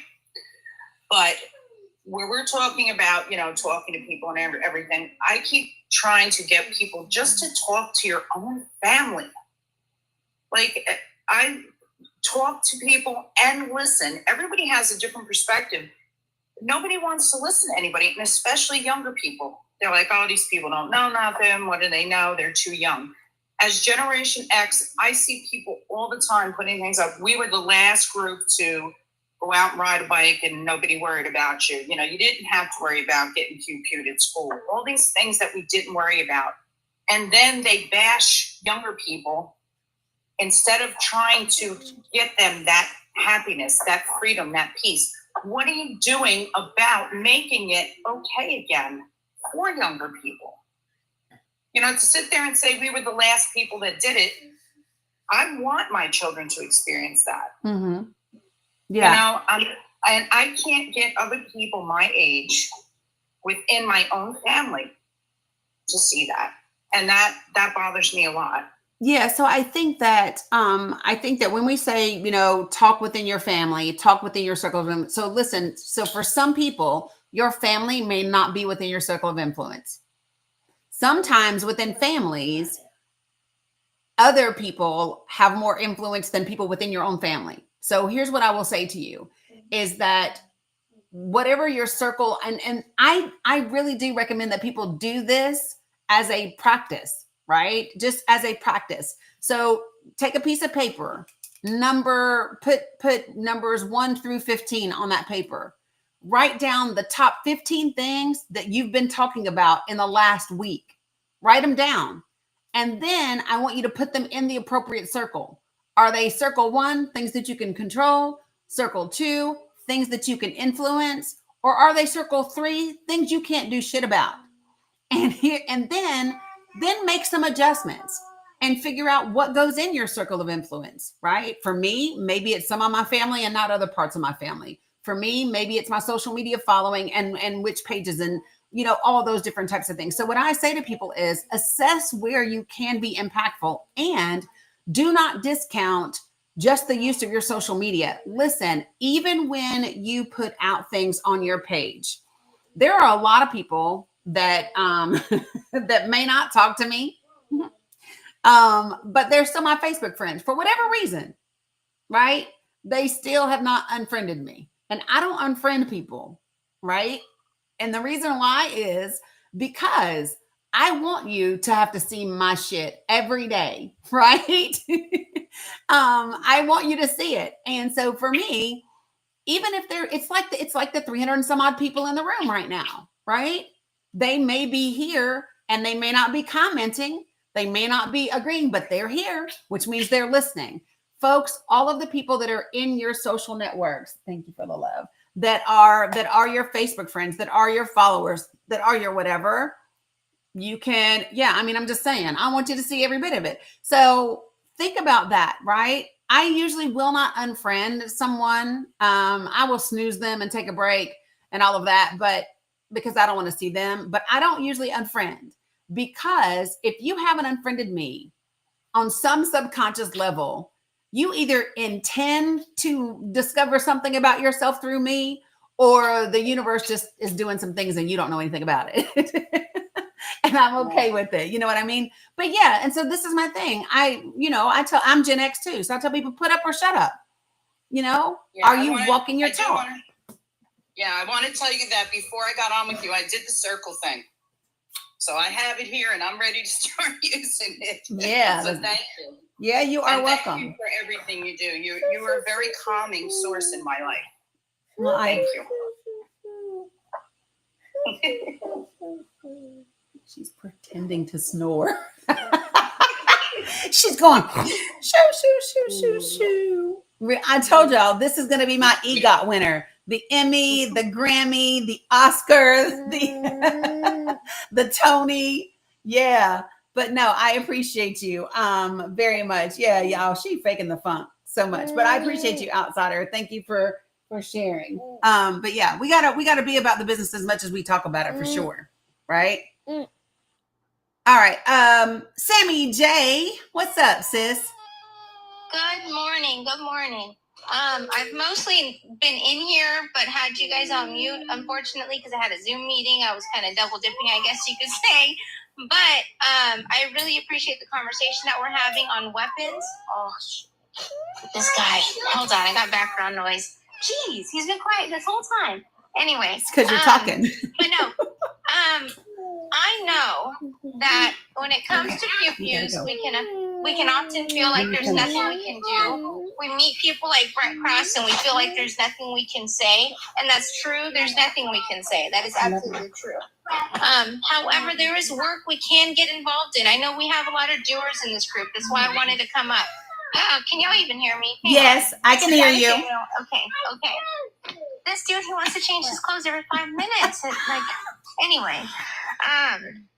So anyway, my point is, I know we have a lot of doers in this group. We do, right?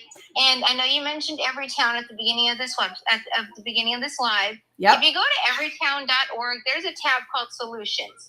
Because I know when you meet weapons activists and 2A activists, they tend to tell you there's nothing you can do. They tend to tell you, take off your shirt. Okay, I'll get you another shirt.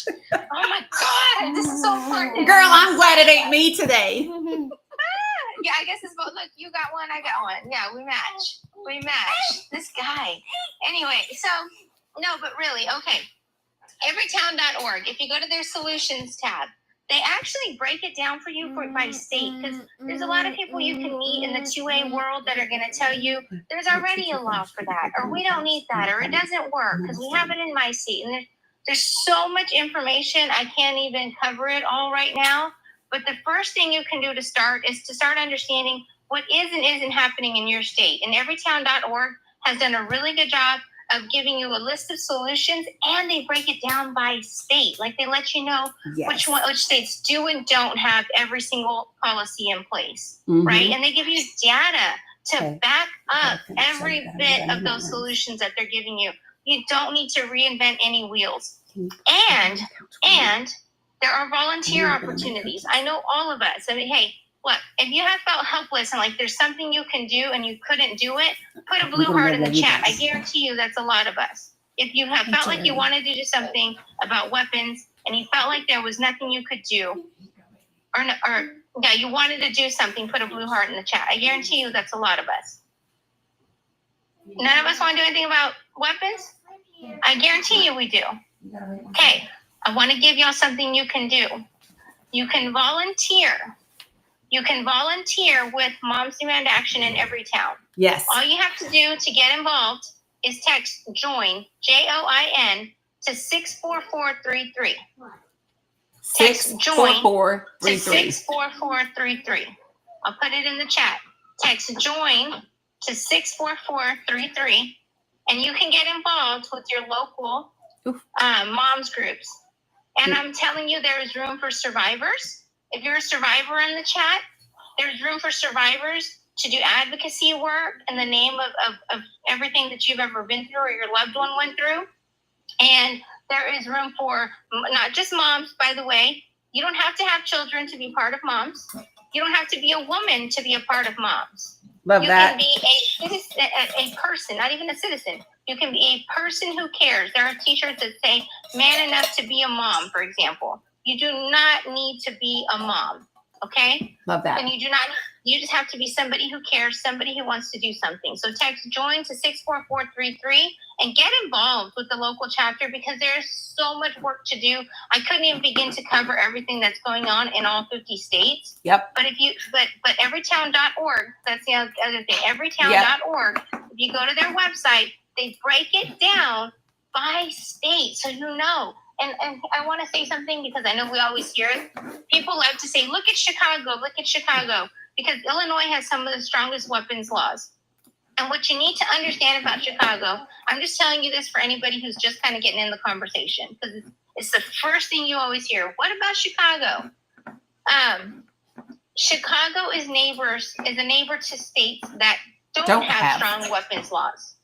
Yes. Don't have strong weapons policies. So they love to bring up Chicago, but Chicago, whenever, I'm trying to use TikTok language, right? But whenever there's violence in their city, almost every time they pick up the weapons, they are from a neighboring state that doesn't have those same laws. Yep. So it's the neighboring states that are actually ruining Chicago, but they love to point at Chicago and say, look at Chicago, right? How many times have we heard, look at Chicago on any of these lives, right? Yep. Yes. And they say, oh, well, Illinois is run by Democrats. Well, yeah, but we're also connected to 47 other states, right? Yes. Not we, I'm not in Chicago, but you know what I mean. I know what you mean. So I am doing, what I always do is I put the link trees in here and the links. And so I'm putting the every town ones in here now. And so it's in here for you. I'm just going to put them in a collection and I'll start this as a new collection.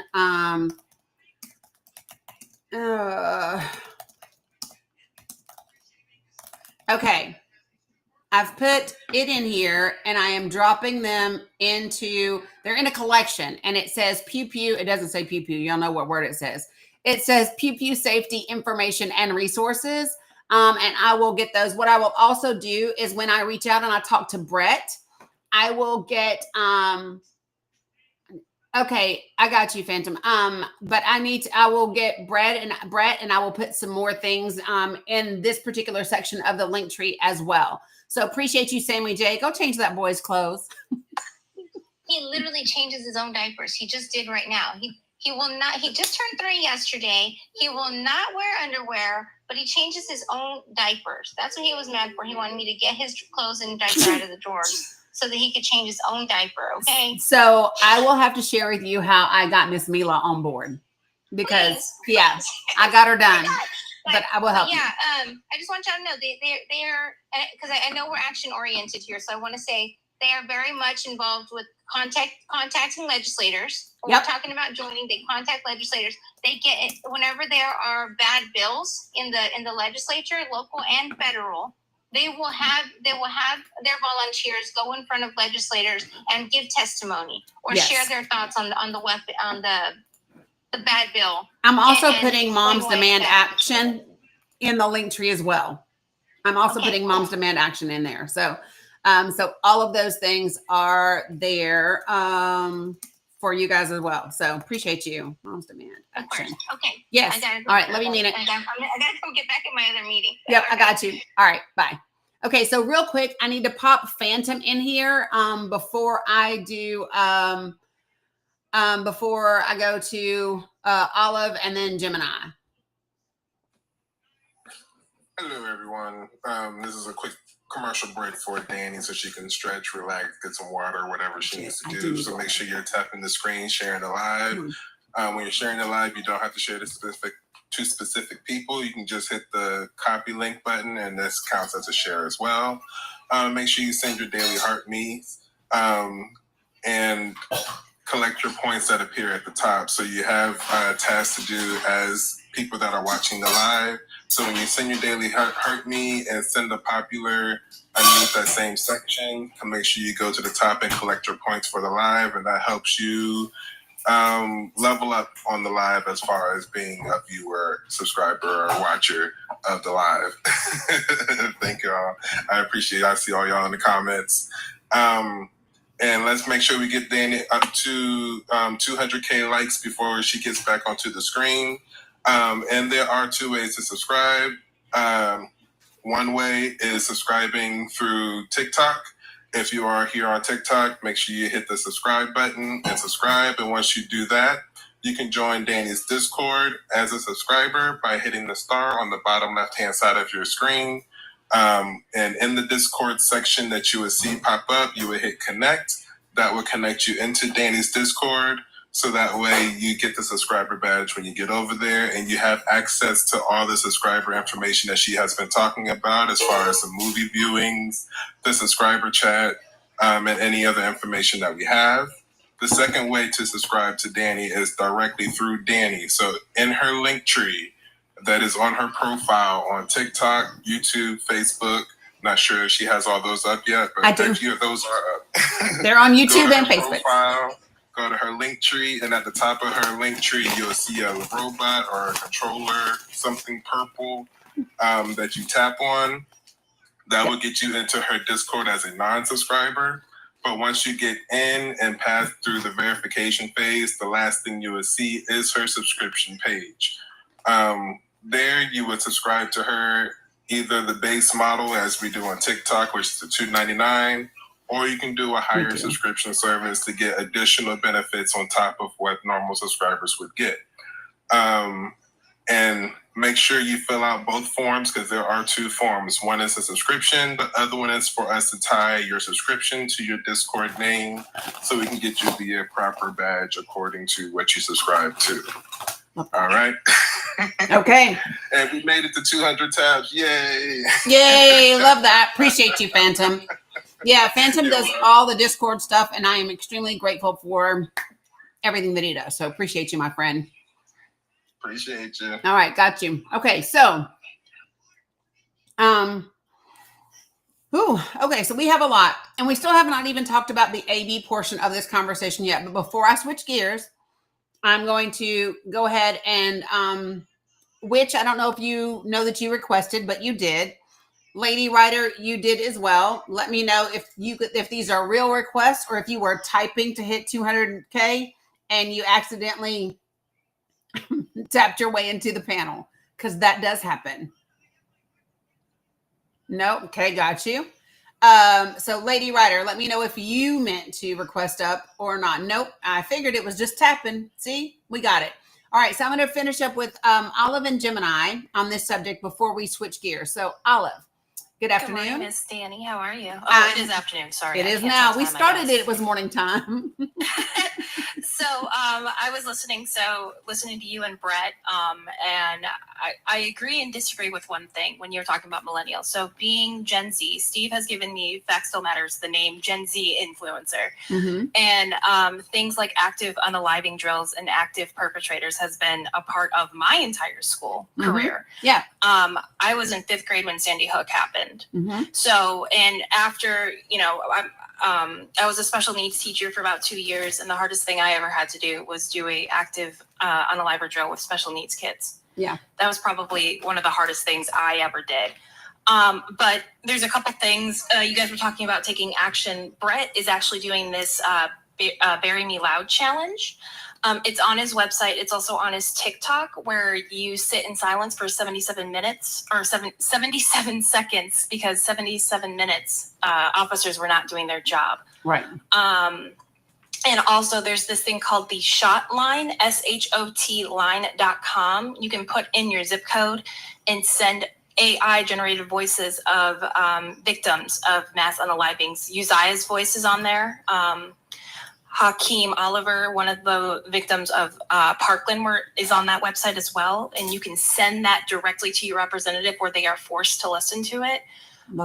Being someone who lost her best friend at MSU in 23, it's always something. And when I came across Brett, I instantly took over. And over here at the Crosswalk, whenever we hear anything about 2A or anything like that, we kind of just jump on and try to speak out, because I believe that everyone has that little spark in them, whether it be someone who you went through it yourself, of someone who's done it, or you just want to make sure that, if you claim you're pro-life, you're actually pro-life, instead of, people who want to keep women as incubators. Yeah. That kind of deal. That kind of thing. Yeah.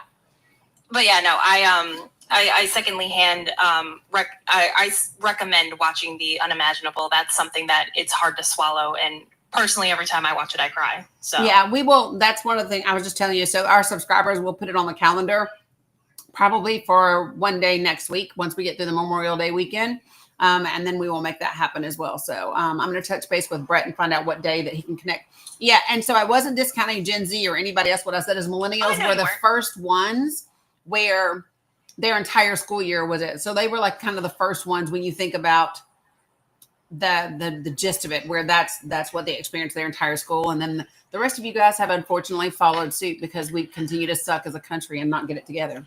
Well, and it's like my first ever protest was after Parkland, and schools were being involved in, firearm laws and things like that. That was my first ever protest at 17 years old. Mm-hmm. And that is something that I, ever since then, that's got me head first into politics. I was talking politics and writing letters to senators every single day of the week, every time I heard about a school perpetration. Besides, after when I lost Alex, then I started calling and went to the Lansing Capitol and been like, hey, this needs to be changed. So again, I've been watching you for a really long time, Miss Danny, and I actually love everything. So I appreciate you. Thank you for letting my voice be heard on your panel. 100%. And I hope you have a fantastic Monday. Thank you. You too, doll. Appreciate you very much. Great information.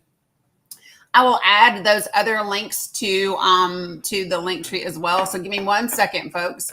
And I'm going to put those in there as well. I know she said the shotline .org. So we will do that one first. I'm going to put that in the link tree as well, folks. So this is all going to be in that particular collection. It's there. And there was something else. Oh, hold on. I know. I need to put riseforyou.net. But there was another one. Olive, what's the other site you said? What's the others? You said something else. Before you said the shot line, you said another site. What was it? Yeah, no, I know she said the challenge, but what was the site though? I thought she said nope. I know Unimaginable, because that's the documentary. But there was another site that she was talking about. Nope. Everytown is already in there. It was another, I wanted to say it was another site. Maybe it was not. Maybe it's not. And it was just me. But it's in there. Nope. That's the shot line, which I got that one. What's up, Victoria? Yeah, absolutely. Share my link tree. That's why it's up there for you to share. Okay, so let me tell you what I've got on here, guys, so far. Okay, so I have got Rise for You, which is Brett's site. I've got the Shot Line, which is the one where you can do the AI generated voice for one of the individuals that have lost their lives. I've got Moms Demand Action on here. I have everytown.org, specifically their solutions page, as well as the Fox News poll that I was sharing with you earlier. So that's everything that I have up currently from today. So I don't know. I can't think of anything else that we missed. Yeah, I know she talked about so that was Sammy J that talked about join 64433. That was Sammy J that talked about that, and that's with Moms Demand Action. So the join 64433, Sammy J talked about that, and that's about how you can join in Moms Demand Action. See, my brain works for some things, y'all, just not all things. Let me see if I can find really quickly. I'm going to do.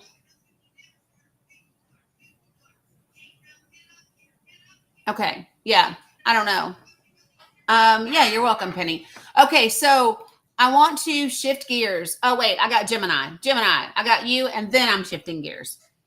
Good morning, Danny. How are you doing? I'm good. Good morning. It's good afternoon for me now, but yeah. Oh yeah, actually it is afternoon. It's 1 o'clock here. Yep. So it's interesting. I was scrolling and I saw a discussion of pew-pews, and there was something that just happened in the county that I was in yesterday. So we, the town that I live near, they had a parade of for Hispanic Heritage Month. They did a little parade, and we had about 10,000 people there.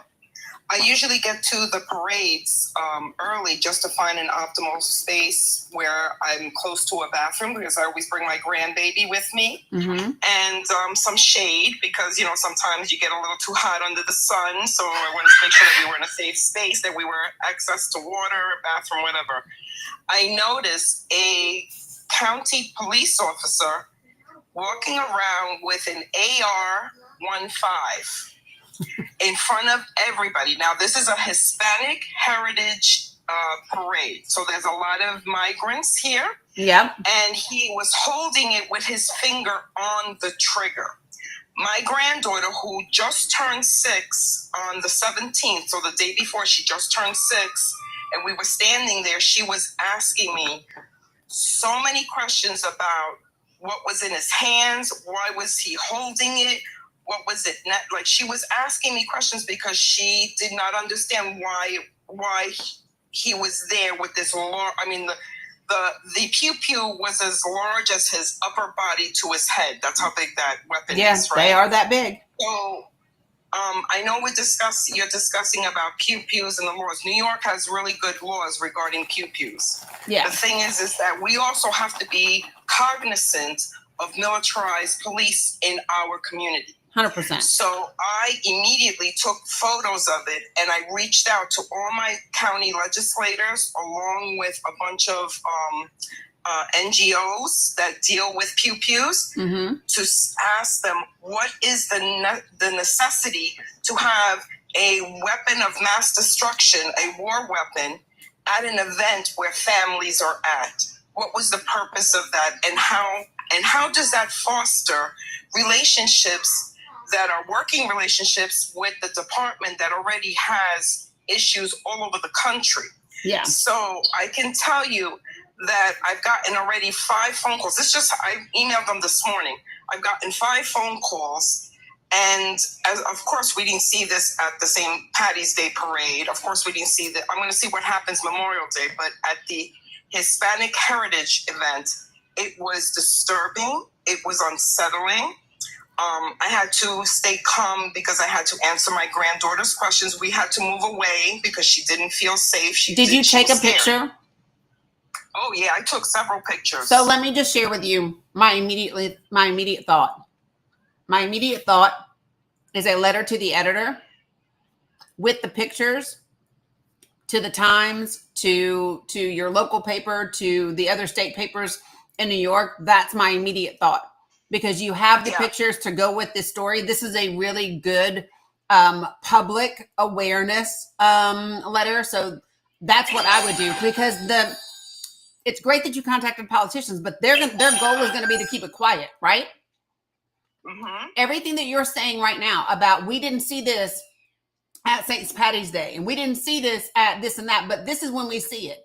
And I would include the fact that you were answering questions from, your 6-year-old granddaughter, and the impression that it came, and the fact that, so this is one of the things that we don't talk about enough, is the fact that our police departments have become weaponized. They get older equipment from the military. Like the fact that there are sheriff's departments that have like tanks and shit is ridiculous. But 100%, that's what I would recommend, is a letter to the editor, an opinion piece. Wonderful. I'm waiting to see who else responds via text. I sent it via email, so I'm waiting for whatever responses I get today, because I'm going to use that when I do send that. I'll send it out probably tomorrow. Yep. I'll write to my local paper. As you know, we have prominent papers in my commute in New York, so I will definitely be sending it, because it's not, we also have to be aware of militarized police force, and that's really a frightening thing, because they have that authority. I would also share the experience with some of these organizations, like the Moms Demand Action that's local to you.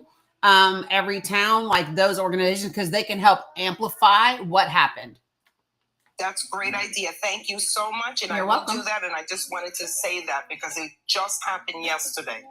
Yep. I appreciate you making some good trouble. We'd love to see it. Thank you. All right. Have a good one. Okay. So, hey, Octavia. So, Angel, she just mentioned it.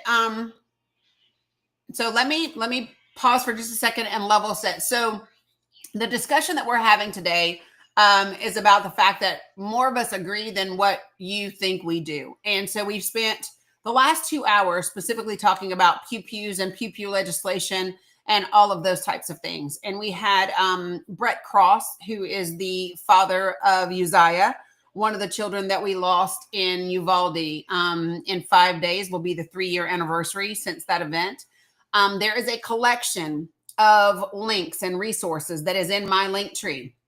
So if you go into my profile, whether you're on YouTube, TikTok, Facebook, whatever, go into my profile. There is a link tree. There's a link there. When you open it, at the very top, you will see all of the different links to follow me across social medias, as well as listen to the podcast and all of that. The very first links after that will be a collection of links for pew-pew safety information and resources. So all of that information is there. I am really grateful that Brett joined us for a good hour or so today, and he's going to come back and join me and for a podcast episode and that sort of thing. So I'm really excited about that, and glad to be able to have that conversation and help share information. Next. Along the same lines, we were thinking about the controversial topics and issues that we are being told divide us, right? Pew-pew laws is one of them, right? The nation is split. The nation is fractured over this thing. And it's just not accurate. So one of the things that I found really, really interesting today when I went to look at this information around AB and pew-pew laws is, get this. So first I looked at, of course, Pew Research Center, right? And then because they had views on AB from 1995 through 2024. So you get to see pre-Dobbs decision and post-Dobbs decision, right? But also I went to Gallup. And Gallup, I can actually see the trends going all the way back to 1975, which is really important when we get a look to see like what exists and what are the opinions around pew-pew laws and legislation. I mean, around AB and legislation and access. It's interesting to look at what are the differences or not differences of opinion over, I mean, I was born in the early 70s, right? So we're literally going to be looking back over the last 50 years.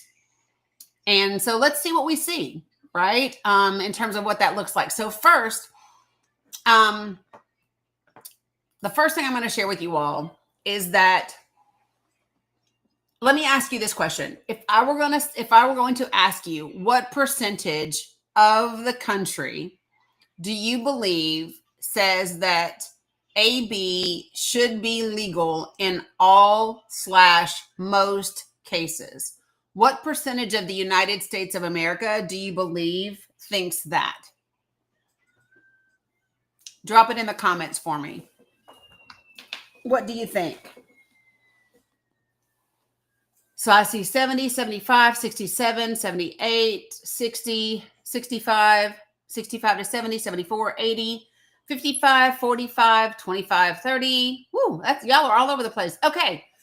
So first, let me just tell you that, hold on, I got to get this charger. Hold on one second. Oh. Okay. So the number as of 2024, the number is 63%. So blind on TikTok, we say AB because TikTok does not want you to say the full word that it means to terminate either what will be to terminate a pregnancy, right? So TikTok doesn't let you say that full word. So we say AB in order to be TikTok friendly, okay? So it is 63% of the country says that AB should be legal in all or most cases, while if you reverse those numbers, only 36% says it should be illegal in all or most cases. So 2/3 of the country, right, says, yeah, it should be legal in all or most cases. So why do we paint this picture that this is something that the nation is divided on? Because I don't think that that's, well, it's not that I don't think, it's not accurate. The majority of the country is in agreement about this. And if our laws are supposed to be a representation of the people, this should not be an issue, right?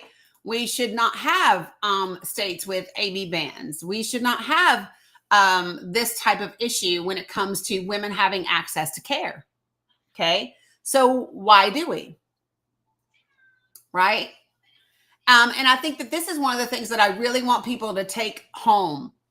When you think about this, legislators are supposed to represent the people. And let me just say this, legislators are supposed to represent the people of their districts as well as the people of the country. Okay. Especially if they're in Congress.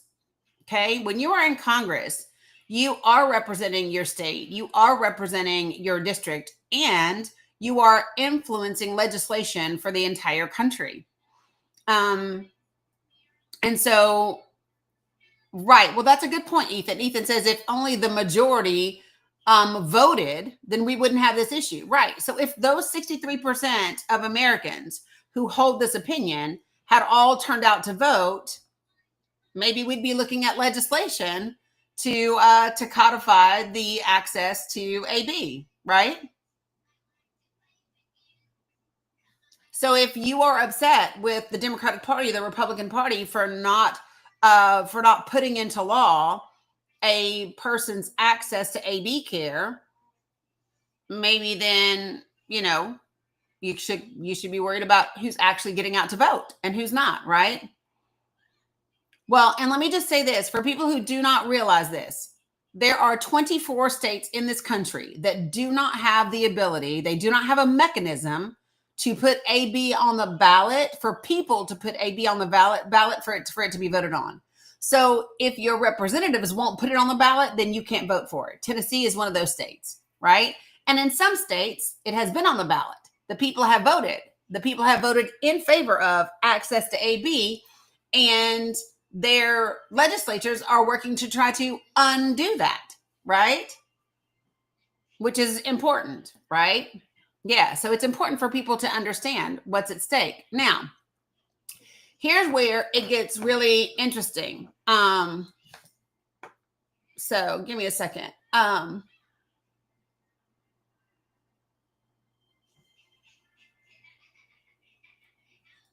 Give me a second. So folks, when you come up, go ahead and put yourself on mute until I get to you. I saw somebody else that was in here a minute ago, and I don't know where you went. Cam, are you meaning to request up or by accident? What's up, Fire Rider? Good to see you. Because Cam, you don't usually request up either, so I'm wondering if you just tapped your way into the panel. Hey, Scott, good to see you. Nah, okay. I didn't think so. All right. Real America News. Good afternoon. How are you? Good. How are you? I'm fantastic. What you got for us today? So I just want honest conversation here. You know, we'll keep it simple and respectful. I'll try to anyways, as long as you do. But the last administration, did they have control of the White House, the House, and the Senate at one point in 2021? The administration doesn't control Congress ever. Was the Congress Democrat controlled and the White House was in control by Democrats in 2021? I mean, you tell me. Yeah, the answer would be yes, and I just want to know what they actually passed through with law in regards to either of these. With regard, so well, let me ask you this. So, what did Democrats do? So let me share this with you.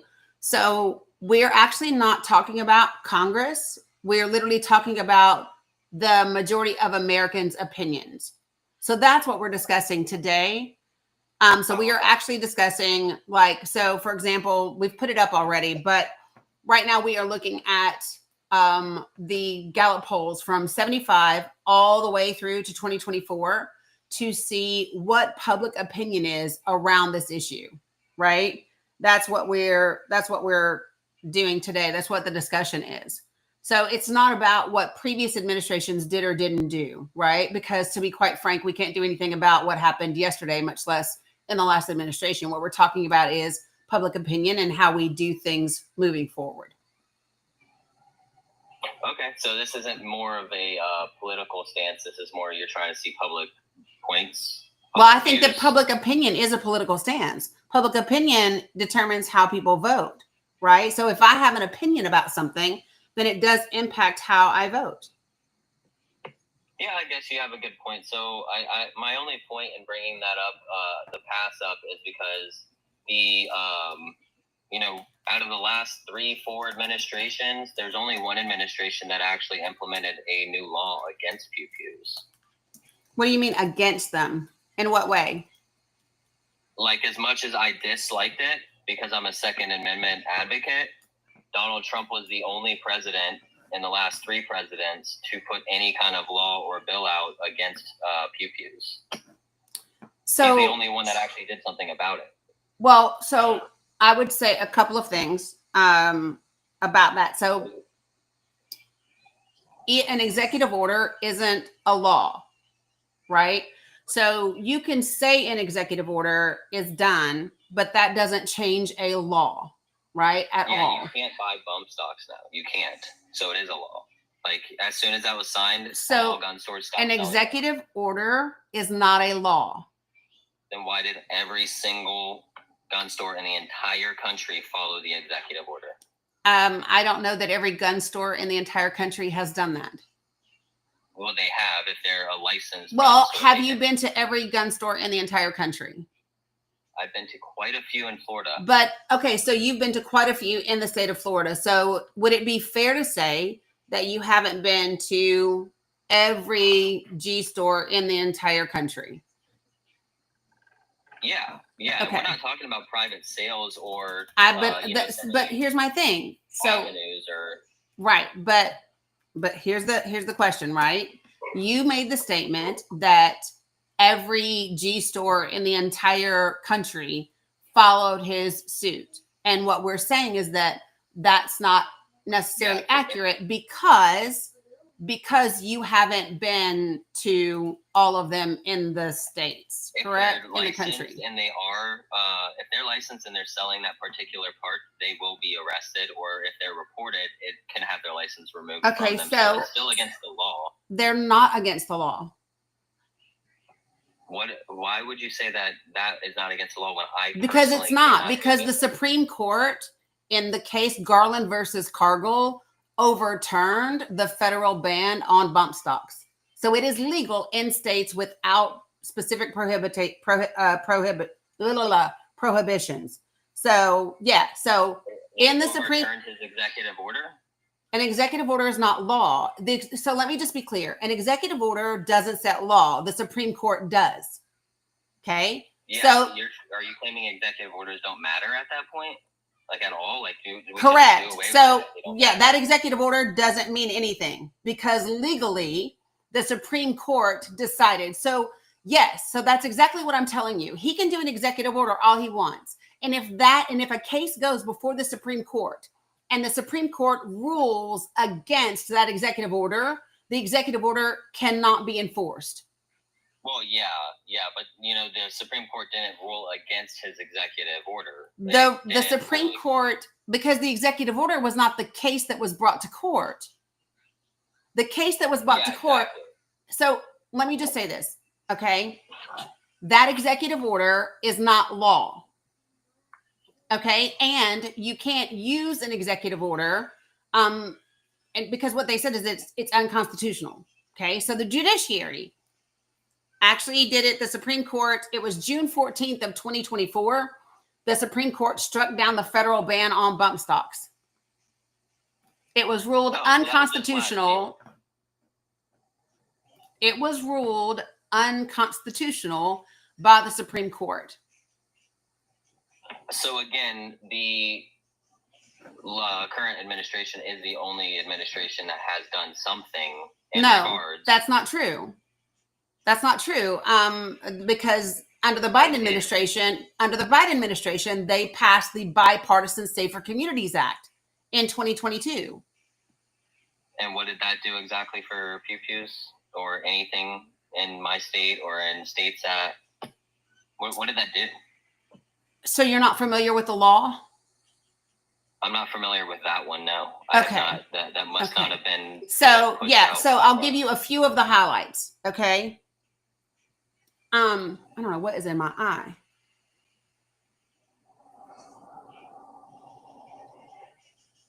Okay. So the department actually published an IFR for the first time, which enables the federal firearm licensees to voluntarily check the FBI's National Crime Information Center records to see if a firearm offered for sale was stolen.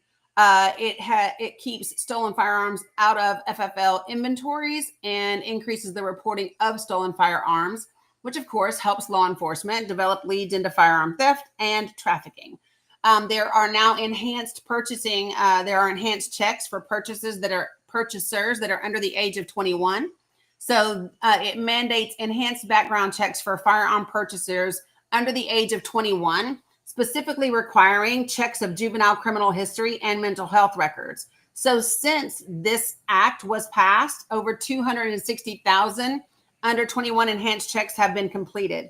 800 firearm purchases were prevented solely because of these background checks revealed that those purchasers were prohibited by law from purchasing or possessing those firearms.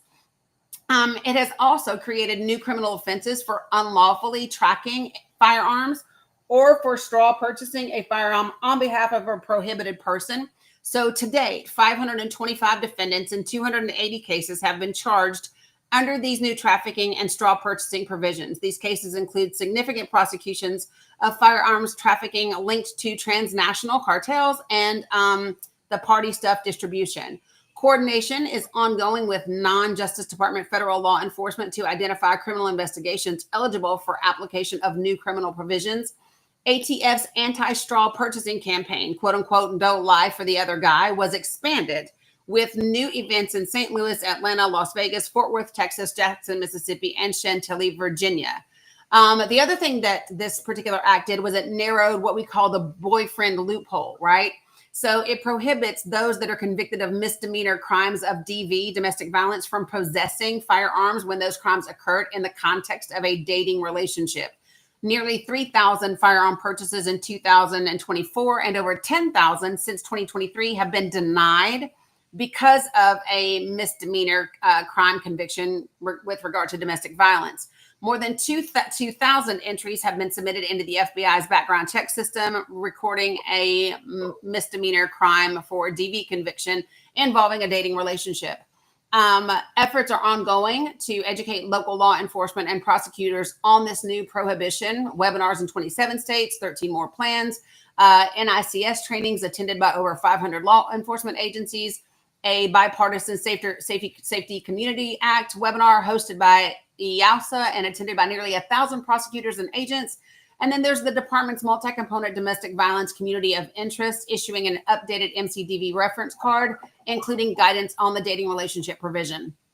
Another piece of it is funding violence prevention and intervention programs. It authorized a total of $1.4 billion in funding for new and existing violence prevention and intervention programs between 2022 and 2026. Thus far, the department has provided $238 million in Bern State Crisis Prevention Program grants for crisis intervention court proceedings, over $73 million in supplemental OJP Stop School Violence grants to enhance school security. In part, it's also the funding has done more than 3,500 schools, advanced intervention teams, more than 2,300 schools formed intervention teams, and 141 schools implemented school safety plans. So schools that received grant funding had licensed professionals assess 95% of those who received clinical threat assessments. $40 million in supplemental COPS school violence prevention program grants, over $94 million in supplemental community violence intervention and prevention initiative grants, nearly $75 million in national criminal history improvement program supplemental funding, and then engaged in the business of dealing firearms. So from fiscal year 2021 to fiscal year 2023, there was a 60% increase in the number of defendants charged with engaging in the business of importing, manufacturing, or dealing in firearms without a license. In April of 2024, the department issued a final rule, which is an EIB rule, implementing the Bipartisan Safer Communities Act statutory definition, clarifying that when a person is quote unquote engaged in the business of dealing in firearms and thus required to obtain a federal firearms license. The EIB rule will promote increased compliance with federal gun laws, thereby increasing the number of background checks performed and expanding the availability of records for the tracing of crime pew-pews by law enforcement.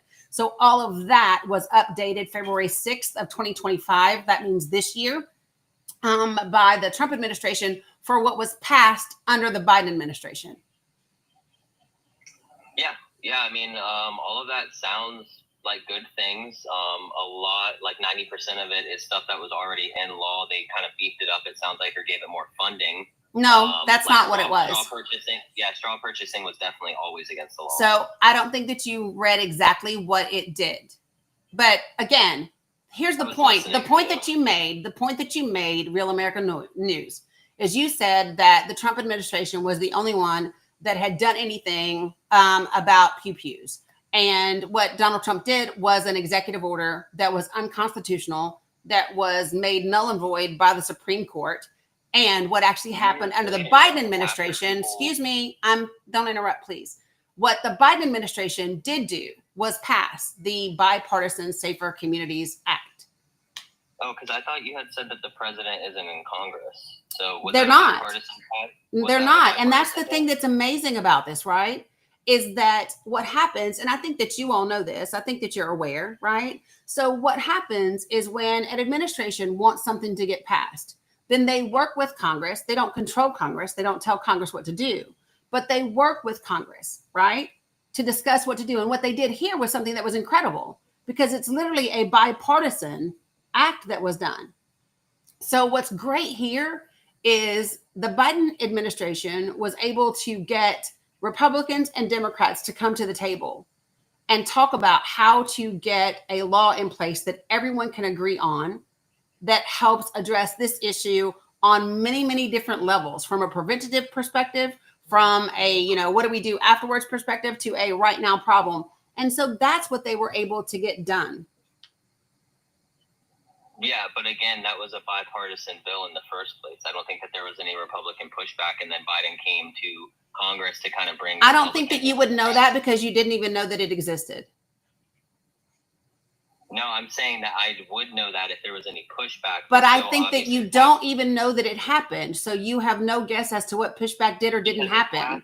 Because it passed like bipartisanly. Real American News. You asked me not to interrupt you. Right, I did because it's my life, right? The same respect? Well, it depends, right? It depends because respect was. It does. It absolutely is. And so this is the way that respect works when you're on the panel, right? So when we are having a respectful conversation and we are not, how how can I say this? So here's the thing. When we're having a conversation and you are intentionally being obtuse or making a statement that is not accurate, then I'm going to interrupt for the integrity of the live. And that's the biggest part of this, right? Because you're partisan? I'm sorry, what? Are you sure that that's not just because you are partisan? Yeah, I'm sure. Like you're not biased at all. Can you give me 3 things that Donald Trump has done that you do agree with? No, because that's not what today's live is about. I'm not here discussing Donald Trump today. But I know that you want to make it about Donald Trump, but this is not about Donald Trump. So no, I don't have to do that. I mean, if I wanted to, I could talk about the Mission Act and things like that, but I don't want to. As a veteran, I'm very familiar with those, but we're not going to do that because that's not the subject of today's live. We're not talking about Donald Trump. We are here to talk specifically about pew pew laws and AB. Those are the things that we're discussing today. Okay. Yeah, no. So like I was saying, the bipartisan law you're referring to didn't have anything to do with just the Biden administration. That was a bipartisan. It was passed under the Biden administration, so it matters.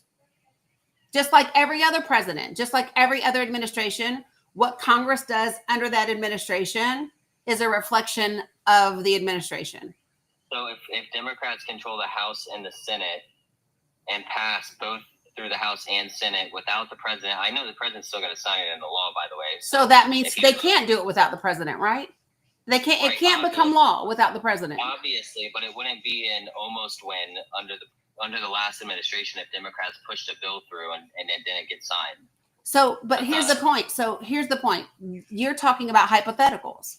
What I'm talking about is an actual fact, right? And the fact is that under the Biden administration, they were able to have bipartisan buy-in for effective legislation that became law because President Biden signed it into law.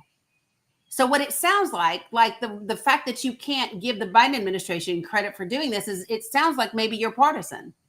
Is that why you can't give the Biden? I said at the end of your spiel on the whole bill, I said that that's a good thing. That's a good thing. Well, saying it's a good thing is not the same as being able to give the Biden administration credit, right? It sounds like you don't want to give them credit because you're partisan. No, I can actually name things that the Biden administration did that I care and like for, but I asked you to do that and it probably won't happen. Well, because that's not the subject of my live. I'm not here to do what you want me to do. If I wanted to, I'd start naming stuff that I enjoy. But I'm not asking you to do that. This conversation is not about Donald Trump or Joe Biden. But you just spent a whole 20 minutes going off about Joe Biden. I just spent a whole 20 minutes reading to you all of the things from the Bipartisan Safer Communities Act. That's what I spent 20 minutes doing. And then said Joe Biden gets credit for that. So you're talking No, I didn't. No, I didn't. I didn't say he gets credit for it. You brought him up. So I addressed it.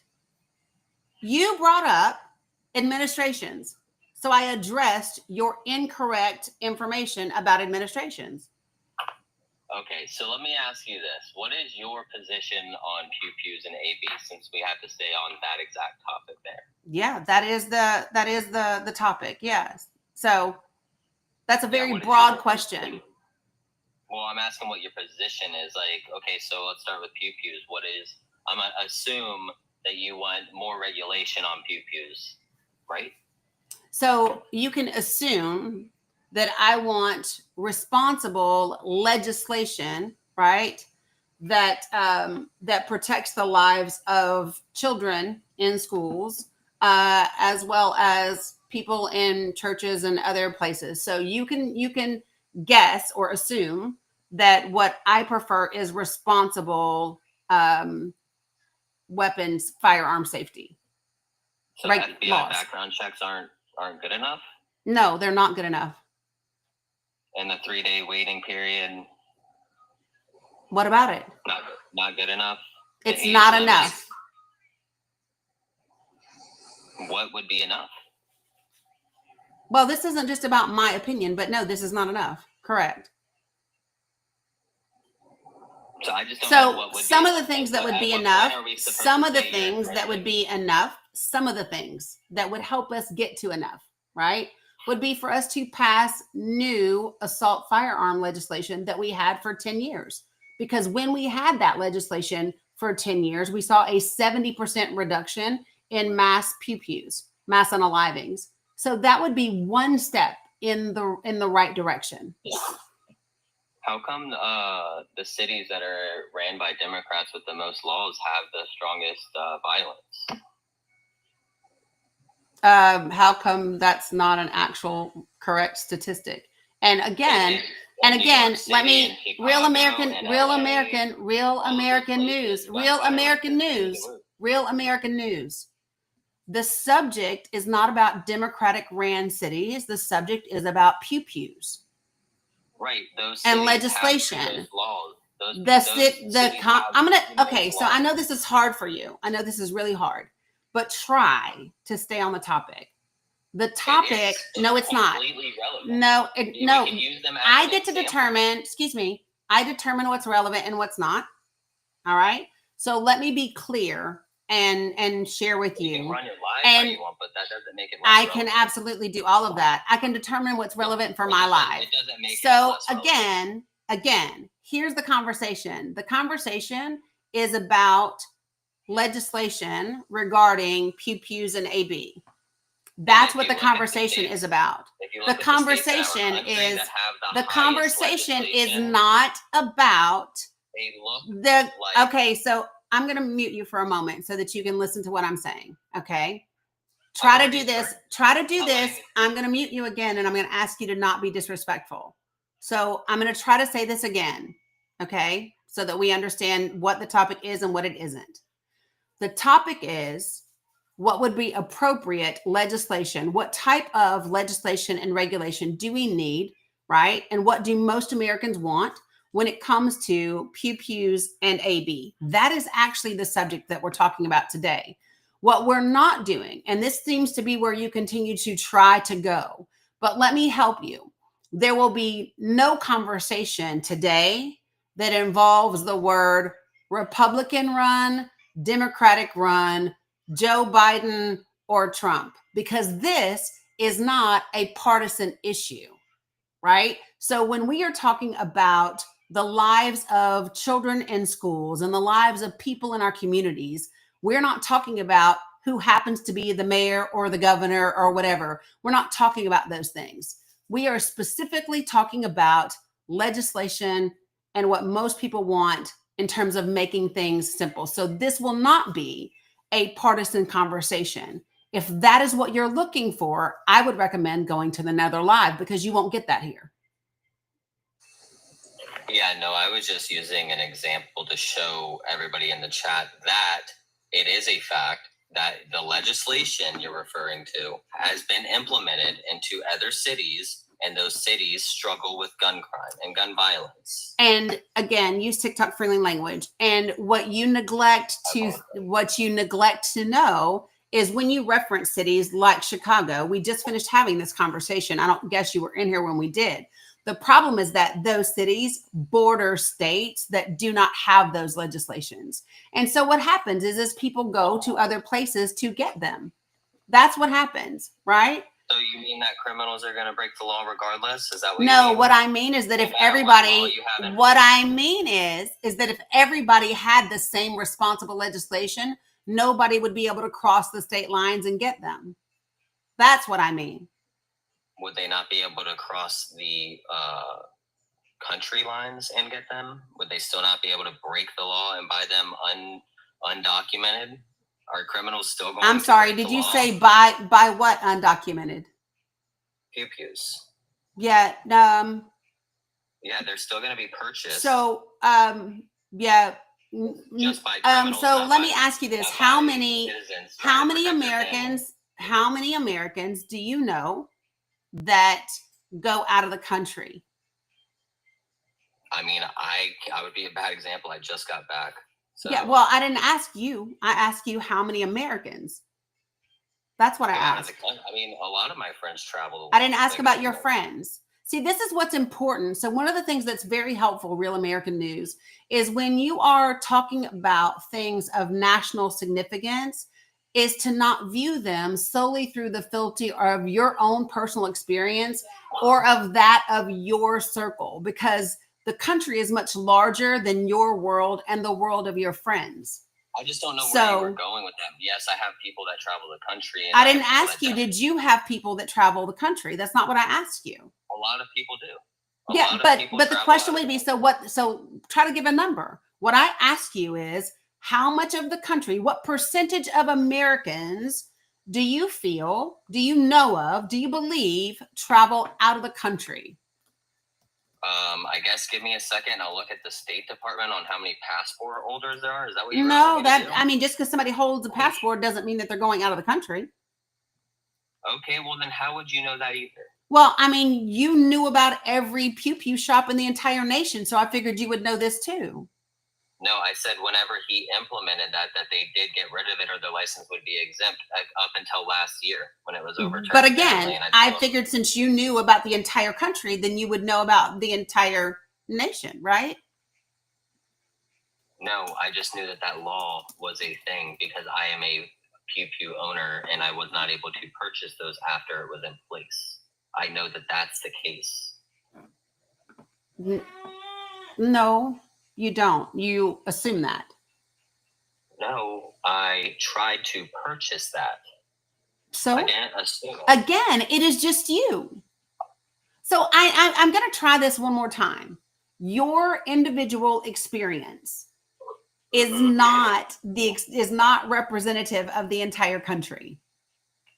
It's your singular experience. So when people experience racism in this country, that's their experience. That's not everybody. Correct. And we're not talking about racism today. Why did you bring up racism? I'm just saying if it's. But I'm curious, what made you bring up racism? But Real American News, out of all the things that you could bring up.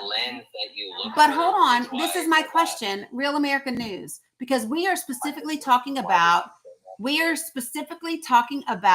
Pew Pew laws and AB. So what would make you bring up racism?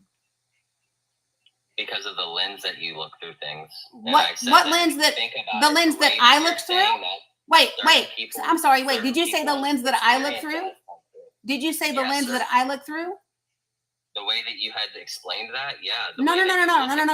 What lens did I say? What lens did I say that had anything to do with race? I didn't say that you did say that. Okay, so tell me where racism came from in the conversation. Because at first you sounded biased. Say it again. What are you doing out here? What are you doing? What are you doing? What are you doing? This is what I do. Well, I don't doubt that. But again, so the question is very simple, right? What made you bring up racism? Because we haven't been talking racism. If you look at it like that, like what? You would say that one person's experience does not define the entire country of people. But what does that have to do with racism? What I'm saying is if you look at that through that lens, then you're telling that to people who have experiences in this country, which I believe is a problem, that their experience doesn't matter because it doesn't matter across the board to everybody. But again, the question that I'm asking you is very simple. Out of all the subjects that you could have brought up with regard to, hold on, I'm going to finish this sentence. So here's the thing. So what I said was very simple, right? Here's what I said. You're being repetitive. Here's what I said, which I can be. Thank you. Here's what I said. Very simple. I said your singular experience does not represent the experience of everyone in the country. Right? Because there are millions of people in the country. So your experience is not the experience of everyone. Right? That's what I said. Mm-hmm. And your response to that was about racism. And my question is, in this discussion about your experience trying to purchase a bump stock, where does racism fit into the conversation? It fits into the point of view.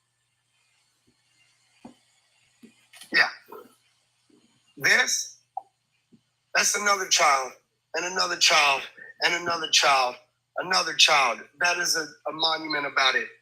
Another child, another child. All of these, this is real. This is lived experience of what firearm violence does in this country. So, yeah.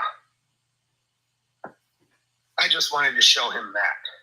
Yeah, he's still here. So, and you're right. That's what it does.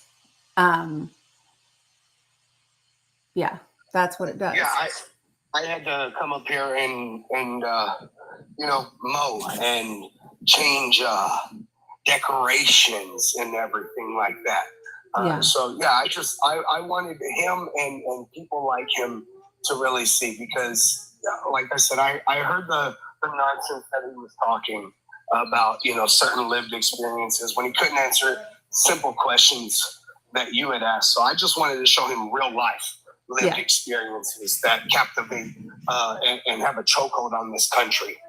And they do. And that's he kept wanting to make it partisan. Like the first thing that he came up and said was that Trump was the only person who did anything with regard to, firearm, legislation and law. And I said, well, no, he did an executive order that the Supreme Court overturned. And then I went over the Bipartisan Safer Communities Act, right? He didn't know anything about it. And so when that part just didn't go his way, he just kept kind of trying to pivot. And then he wanted to make it about Democrats or Republicans. And I said, dude, pew pew, to me, like seeing your son's tombstone just now, his headstone, that is not about Democrats and Republicans. That is not about the Trump administration versus the Biden administration. That is about the entire country that we live in, the corporations, the money, the dark money, the, all of that is what's part of this. It's not just about what president is in office during this or that. It's a real experience. There are siblings and parents and classmates that are impacted. Absolutely. And I love, because I hear that all the time too. Well, Trump did the bump stop. Trump did the one thing that he knew that would get overturned. Like he knew that, right? And secondly, if he actually cared, why did he absolve the Office of Gun Violence Prevention? Why did he take down the faces of firearm violence at the ATF? Why did he fire ATF officials who were actively researching it? Why did he cut funding to the CDC, who was trying to track gun violence? So, it is a partisan and nonpartisan issue, right? Because we as American citizens, this shouldn't be a political thing, but the politicians make it political and they run on that. So, yeah. 100%. Dude, I know that you're still listening, and I want you to see that. I wanted you to see that, because this is the reality. It's a Monday afternoon for me in Texas. It's 1:00 in the afternoon, and I had to go to my son's gravesite and clean it, because, as a father, I still have to do father duties to my son, even though he's no longer here. So once again, I appreciate you letting me come up, Danny. I'm going to bounce again, but okay. Appreciate you. I'll be in touch when I'm done. Appreciate you, Brett. Absolutely. For those of you all who aren't familiar, that's Brett Cross. His son Uzziah was one of the children that was unalive during Uvalde. His website, riseforyou.net, is in my link tree, as well as an entire collection of resources and information with regard to pew violence, legislation, advocacy sites, things like that. So, make sure that you check it out and support. So, hey, Mila, can you unlock the door for Bubby and Sissy, please?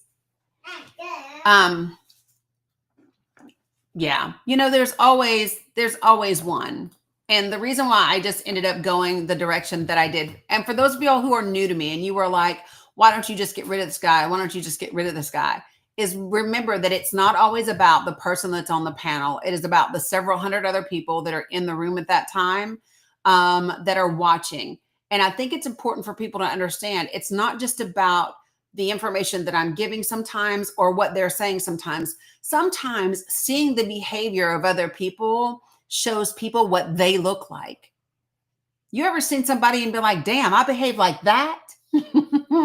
You ever see that? Have you ever seen somebody and go, whoa, wee, when I said that, I look like that? That's how I looked when I said that. And so sometimes I want people to remember that person on the panel, yeah, some people that were watching probably behave like that. And I wanted them to see exactly what that looks like, what it sounds like, right? The way that your own prejudice, the way that your own bias, the way that your own bigotry, the way that your own things leap into a conversation.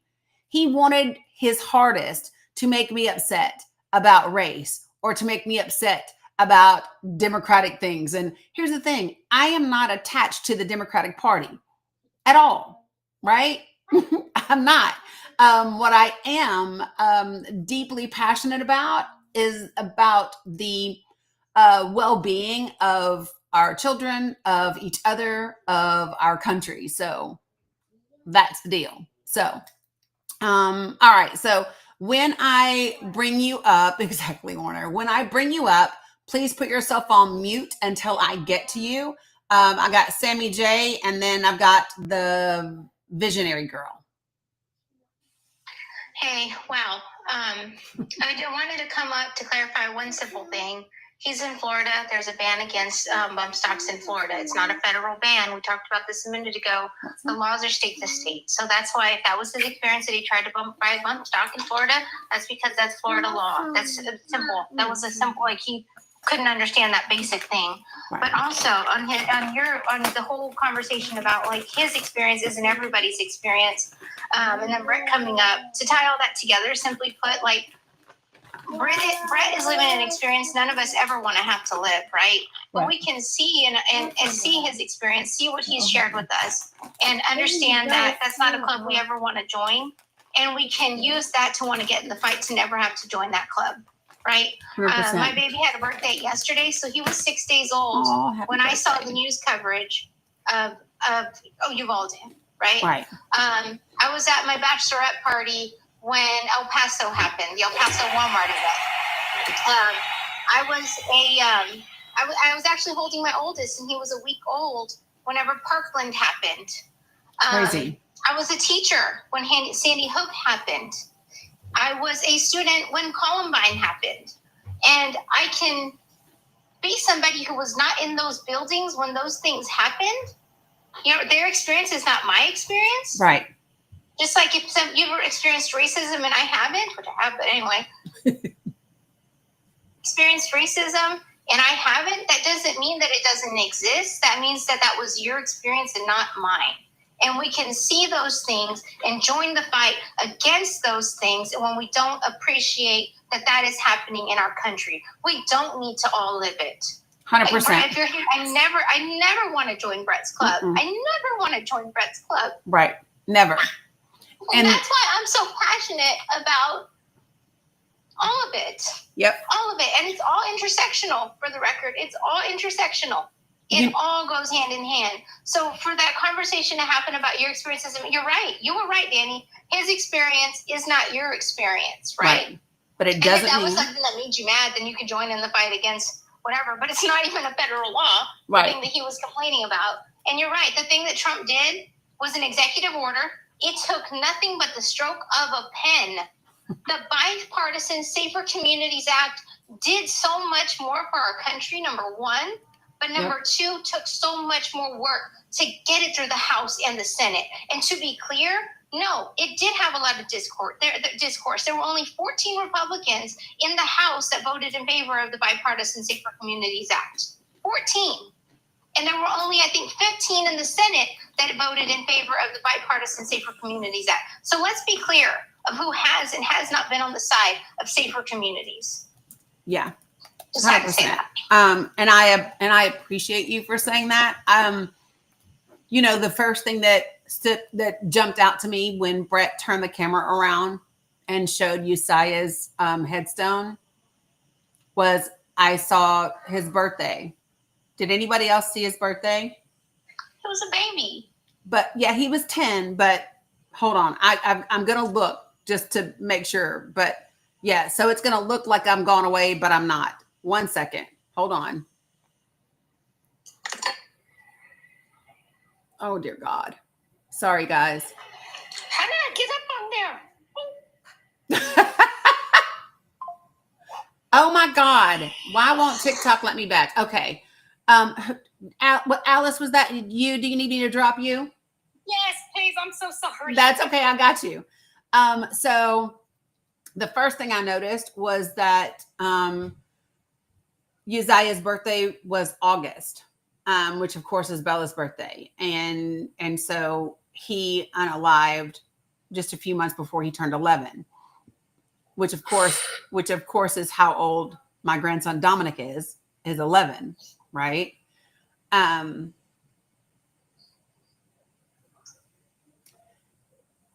I don't know.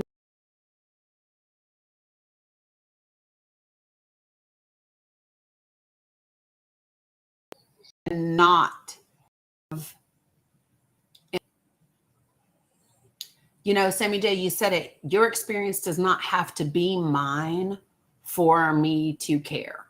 Your experience does not have to be mine for me to be able to empathize with you, to feel for you, to like it just doesn't. And this is the thing, right? We have to approach each other with compassion.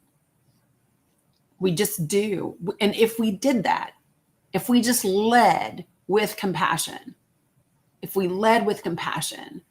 we would automatically put ourselves in the frame of mind to help each other. We would already be there.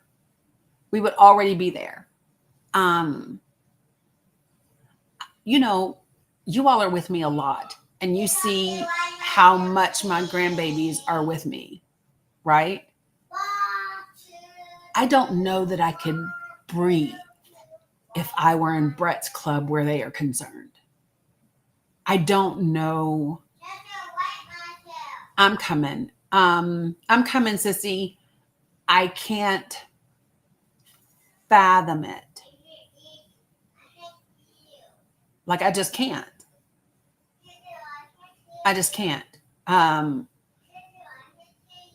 Okay, sis. I will just say this. Brett Cross, I'm in awe of you and every other parent that is walking your journey, because I don't know how I could. Girl, I'm coming. Sammy J, do me a favor. Come off mute for a second and just hold me down while I go help Mila. Sammy J, you got me? I'll do I'm gonna say what I said earlier for anybody who wasn't here. For anybody who feels enraged or in a moment where you want to take action, one thing you can do is there's a group that's already working on this in terms of legislation year round. They're called Moms Demand Action. You can text 64433 to text the word join to 64433. I'll say it again. Text the word join to 64433 to join their group and get involved in this, because there's always more we can do. This is a sensitive topic, so I feel kind of weird doing a commercial, but since I'm here, I'm going to go ahead and do it. If you haven't hit the orange heart me for Danny, go ahead and do that at the top. That kind of lets TikTok know that we're having an engaging conversation here. And I think we are. So it invites more people to the party. I don't want to say party, damn it. You know what I mean, the conversation. Tapping is clapping. And it helps also lets TikTok know that we're having engaging conversations. If you want to join, if you want to subscribe to Danny, you can use that little subscribe button on the bottom left corner of your device. Danny charges $2.99 a month, the least amount TikTok will let you charge. And I got to press mute because my baby is tripping. I got you. Okay, so let me just tell you this. Not funny, but amusing. So your baby back there upset, Mila could hear in the bathroom and thought it was Titan meowing. She thought it was Titan going meow, meow. Jesus. The babies. I do say he sounds like a pterodactyl all the time. Call him Terry. Mila was like, Titan. And I was like, where is he? What? And then when I came out here, I heard him in the background going meow, meow. So, okay. Yeah. So, Terry. Okay. So let's do, so I'm going to do the visionary woman. Are you still there? Are you still there? And you got something to say?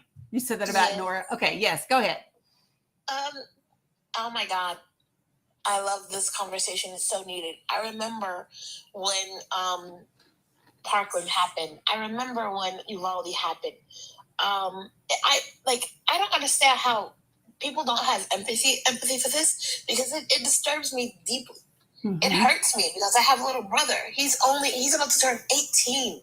And I'm thinking about this because I live in New York. I'm like, if that happened to us, I would be mortified. I would be devastated because it's my brother. Yes. So the fact that they're not thinking about that in the sense of their own families, yes, it's disgusting.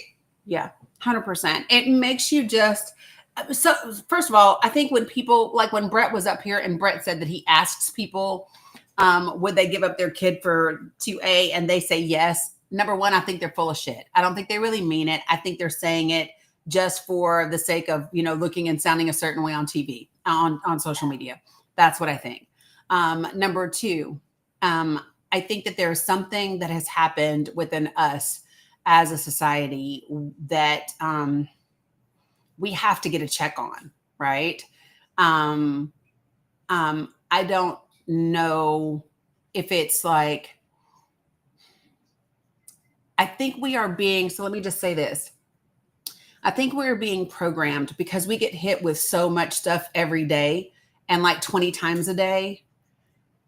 I think to some degree, all of us have some level of trauma, right? Whether it's, some level of PTSD.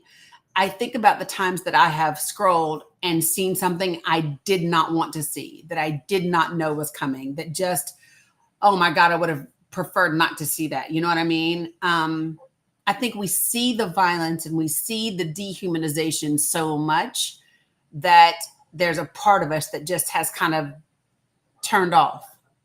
Exactly. Yeah. I think some people for self-preservation have turned it off. And we have to get to the place where we create safe space for people to turn empathy back on, to where, and that we learn how to balance it and manage it. If that makes sense. So like when I get done with lives, y'all will think this is kind of crazy, but when I get done, like I think my live on Saturday had like 9,000 views, right? And when I get done and I'm done with all the energy and all the exchange and all the heavy lifting, I have to decompress. Like I have to veg for a bit. If I go into certain environments, I literally will do something like, it sounds silly, but I will imagine myself in a big bubble, like a big bubble with bright white light, just real positive energy around me. So that I can be in and be amongst all of that energy that's out there. So yeah. So if y'all saw my Facebook story from yesterday, I took a walk yesterday all out in Mother Nature. Saw me some dragonflies and ladybugs and bluebirds and cardinals. And I planted, I got my fingers in soil this weekend, and did some of my plants in the house. And, you have to figure out the way that helps ground you, that helps center you, that helps you find balance, because that is the only way that you can keep your empathy on, that you can keep your compassion going and not be emotionally overwhelmed with all that's happening in this country, with all that's happening in the world. So this is what I would say to you all. You know how sometimes they say, don't look away. I'm never going to say that to people ever. What I'm going to say is look away when you need to, but make sure you do look. Don't avoid entirely. So like for me, I'm going to see something about Gaza. I'm not going to digest that every day. I can't. Not every day. It's not good for me, right? But I'm going to see it. There are still images from Syria that stick with me. And so what I will say to people is you have to find a way to maintain your heart and your compassion in the midst of a world that can be incredibly cruel. Yeah.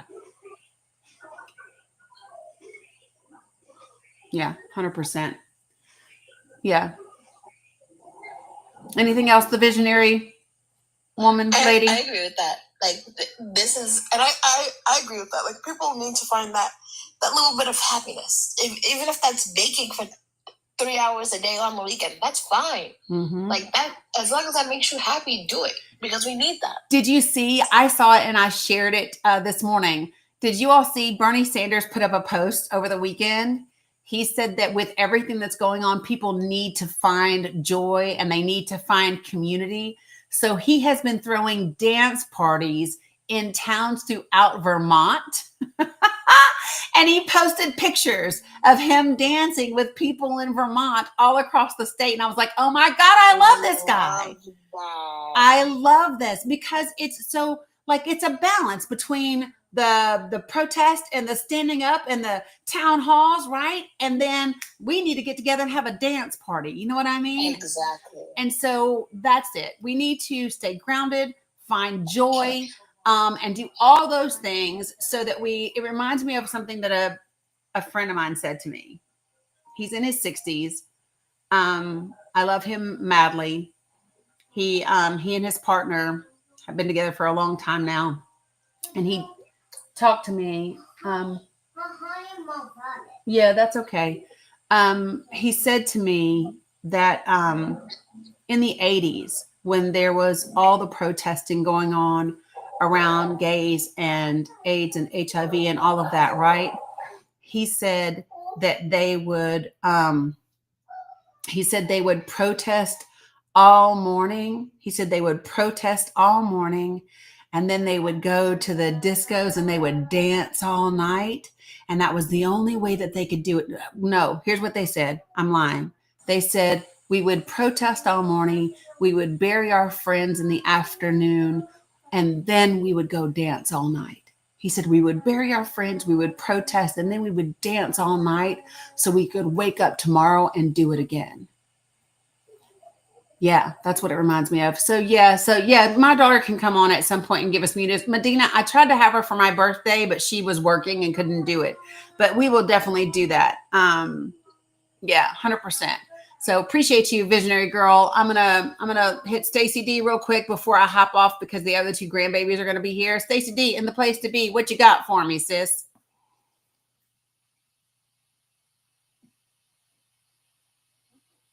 Shoo-wee.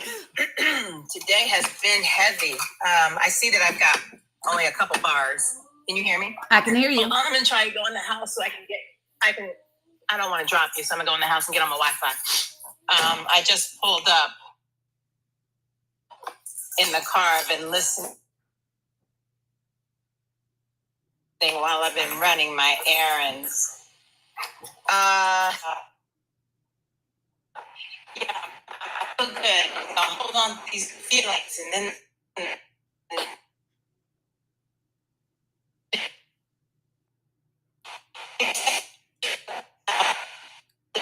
Girl, you going in and out.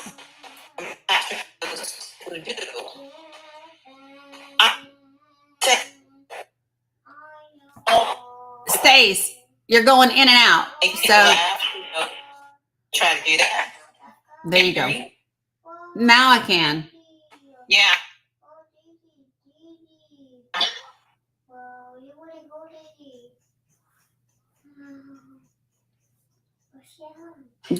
Okay, start again. Start again. Damn it. Oh, you were listening while you were running errands. You were listening while you were running errands. On Wi-Fi. Okay, now we got you perfect. Yes, I was listening while I was running errands. And I heard you say you don't have to have an experience to feel compassion for someone else who does, right? Mhm. And so I say this thing all the time, and I say it when I'm trying to insert a little levity into a situation. I'll say, listen, for men, right? I don't have to have a set of balls to feel bad when you get kicked in yours. Right. I don't know what that pain is. I'm not going to come in and be like, well, you don't know what labor's like. You've never squeezed out baby. Doesn't matter. Right. Doesn't matter. I can see that you're in pain. That is what matters. Yep. 100%.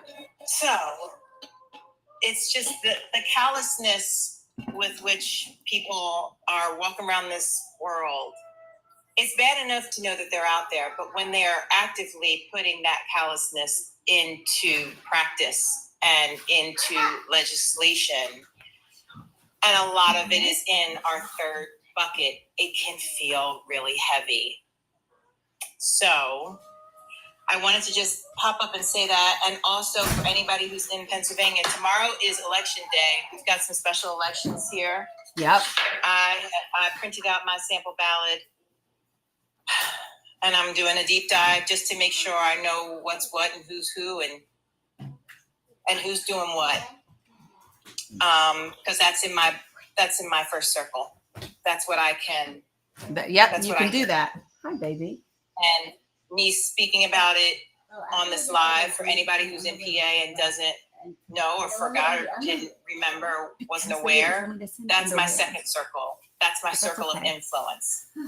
100%. So I'm working two circles with one issue. And that's great. That just means you're hella effective. And then, so I'm going to go to make myself feel happier. I'm going to go walk the puppies at the shelter. Oh, love that. I'm going to go put on my yucky clothes, and I'm going to go spend time with the dogs that have been there the longest and the dogs that are there by themselves. Mm-hmm. And when they look at you, dogs just unconditionally love, and they don't have memories really. They can get triggered, but they're just like, hi. Yep. Oh, are we gonna go play? Yep. 100%. And it helps to lift me up out of my head and lift me up out of my circumstances and put the attention on something other than myself. Yep.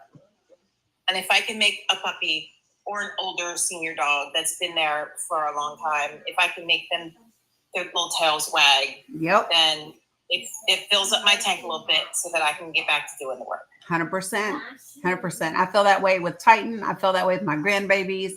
100%. I am sharing. I know you guys can't see it on YouTube and Facebook, but it's in my reel on Facebook. No, this isn't yet, but I'll show you. So this was my sunrise this morning from my balcony. Wow. So when I love to get up in the morning and go sit outside and have my little reading and meditation before the sun comes up. And so this was my sunrise this morning. It's one of the ways that I can stay grounded and stay, well, and all the things. And so folks, you've got to find the things that work for you. Yesterday, my thing was, hold on and I'll show you. I went for a little walk out amongst nature, and out by the water, and had ladybugs and dragonflies. And I have a spot that looks very similar that I'm going to start going to now that the weather's warmer. Yep. And so you've got to find whatever it is that helps you find your joy, find your peace, get yourself centered and grounded, because we got a lot of work to do. But we do that work having conversations like this every day. And today I thought we were going to get to pew pews and ABs. We only got to pew pews. So tomorrow we'll get to ABs. Tomorrow we will get to ABs. You know what I mean? And we'll have this conversation. The reason why I want to tackle these topics is to show people that there are more of us on the same page in agreement than are not. We just have to cultivate and get that to translate into the way that we vote, right? And we can do that. We are doing that every single day. So, yeah, there's another picture that I took that's when I'm in the middle of like what seems like a forest, if you will. It's my Katniss Everdeen picture. If y'all, I'm a Hunger Games girl. And if y'all don't know who Katniss Everdeen. So yeah, so that's, I'll have to, it's like I said, it's in my Facebook reel from yesterday. So I'm going to leave you all with this. Okay. I know that today was heavy. I am ridiculously grateful to Brett Cross for sharing his time, his heart, and his experience with us. If you remember a single name from today, remember the name Uzziah. That is his son. Remember that the Uvalde anniversary is in 5 days. So send lots of love and comfort to those people that are impacted. So I think that that's incredibly important for us to do.